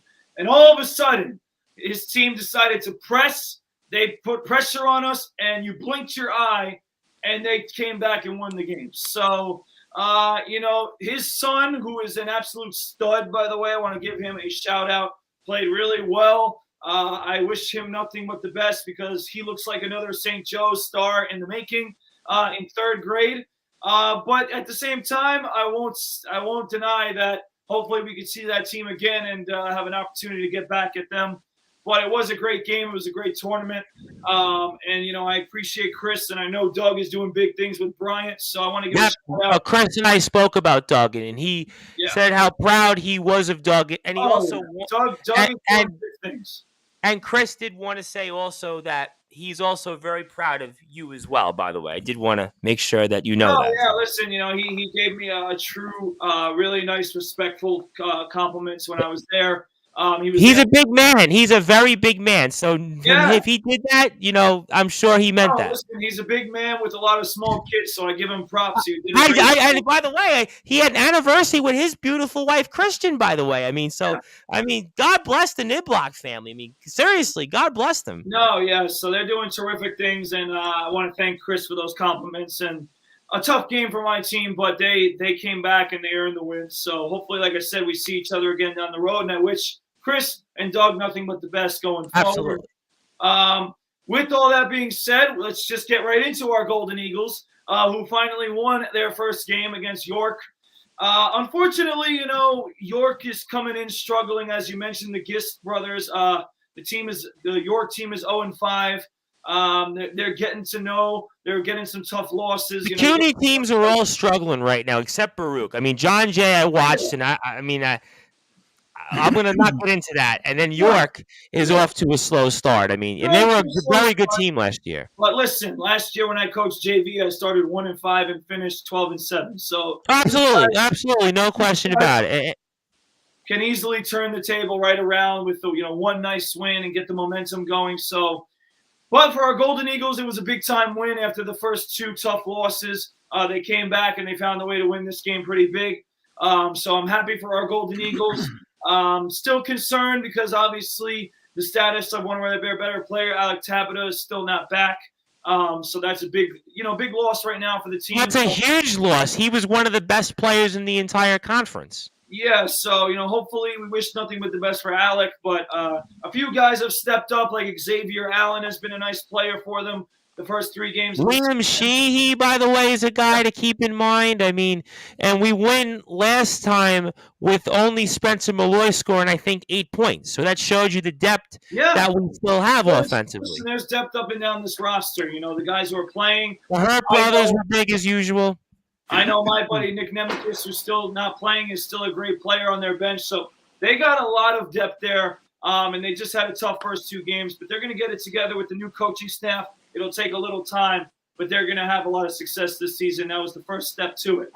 So I'm really happy with the Golden Eagles. I'm really happy with my Hawks. I'm excited to continue to do things with the Long Island Nets as well. They've had a tough start to their season, but we're hoping for better things with our Nets. And we have another clinic coming up here as well with both Level Up and the Nets. So a lot of exciting things, but ultimately I got to get out of here because I'm back on the court at 8 in the morning with my guys. So I want to thank everybody for another great week of the show. And I can't wait for next week. And once I got to say this, because like Justin said, we're not having another show until after Thanksgiving. So I want to wish everybody all across a happy Thanksgiving. I hope you enjoy it with your family. Have some great food. Maybe enjoy a Detroit Lions win and a Cowboys loss. Well, we'll see. All right, well, all great stuff there. And again, I want to thank everybody for tuning in here on Sportswire Radio. And of course, if you are going to be traveling this week, please be safe on the roads. A lot of people out there. If you're a bar person, obviously the biggest day of the year for the bars in America, at least, is Wednesday night. So please be safe out there if you are driving, and certainly if you are going to drink, take an Uber or take a cab or have somebody who's sober drive you home. It may very well save your life. I also want to make sure I mention the Golden Eagles because I wanted to mention Matt Hurt, because Matt and I were speaking after the win yesterday, and he was very happy that we were going to talk about it. I said to Matt, I wanted to get you guys off a good note. So certainly, and I think the main thing I want to talk about in the Golden Eagles very quickly, the Brewers, I know we all got to go. I think the way they played the second half against Baruch, getting it to within 2, that last 4 or 5 minutes, they built something. They showed that, you know what, they hung in with Baruch's still a good team. Baruch is obviously at the top of the CUNY. They played well, and I think they were right there. A couple plays that kind of went the right way, maybe would have been a different outcome, but I think they showed that they can win. They're maturing. They're still hungry. They're learning. So I think that second half, we played well from that. We've put all that stuff past us. We've now got a week layoff. We'll be back in action next weekend at a tournament upstate. So we'll look forward to seeing how that develops. Also want to make sure I announce Wednesday, 3:30 p.m. Eastern Time, your friend and my friend, Jason Facina, the head coach of our Five-Town Sound men's and women's soccer teams, is going to be in the house. He's going to recap the season for us. Obviously, the team's huge, successful season followed up last year's season, and we'll talk about the seniors and everything else that unfolded and kind of the topsy-turvy season. You can follow the Five-Town Sound Instagram, Five-Towns_Sound.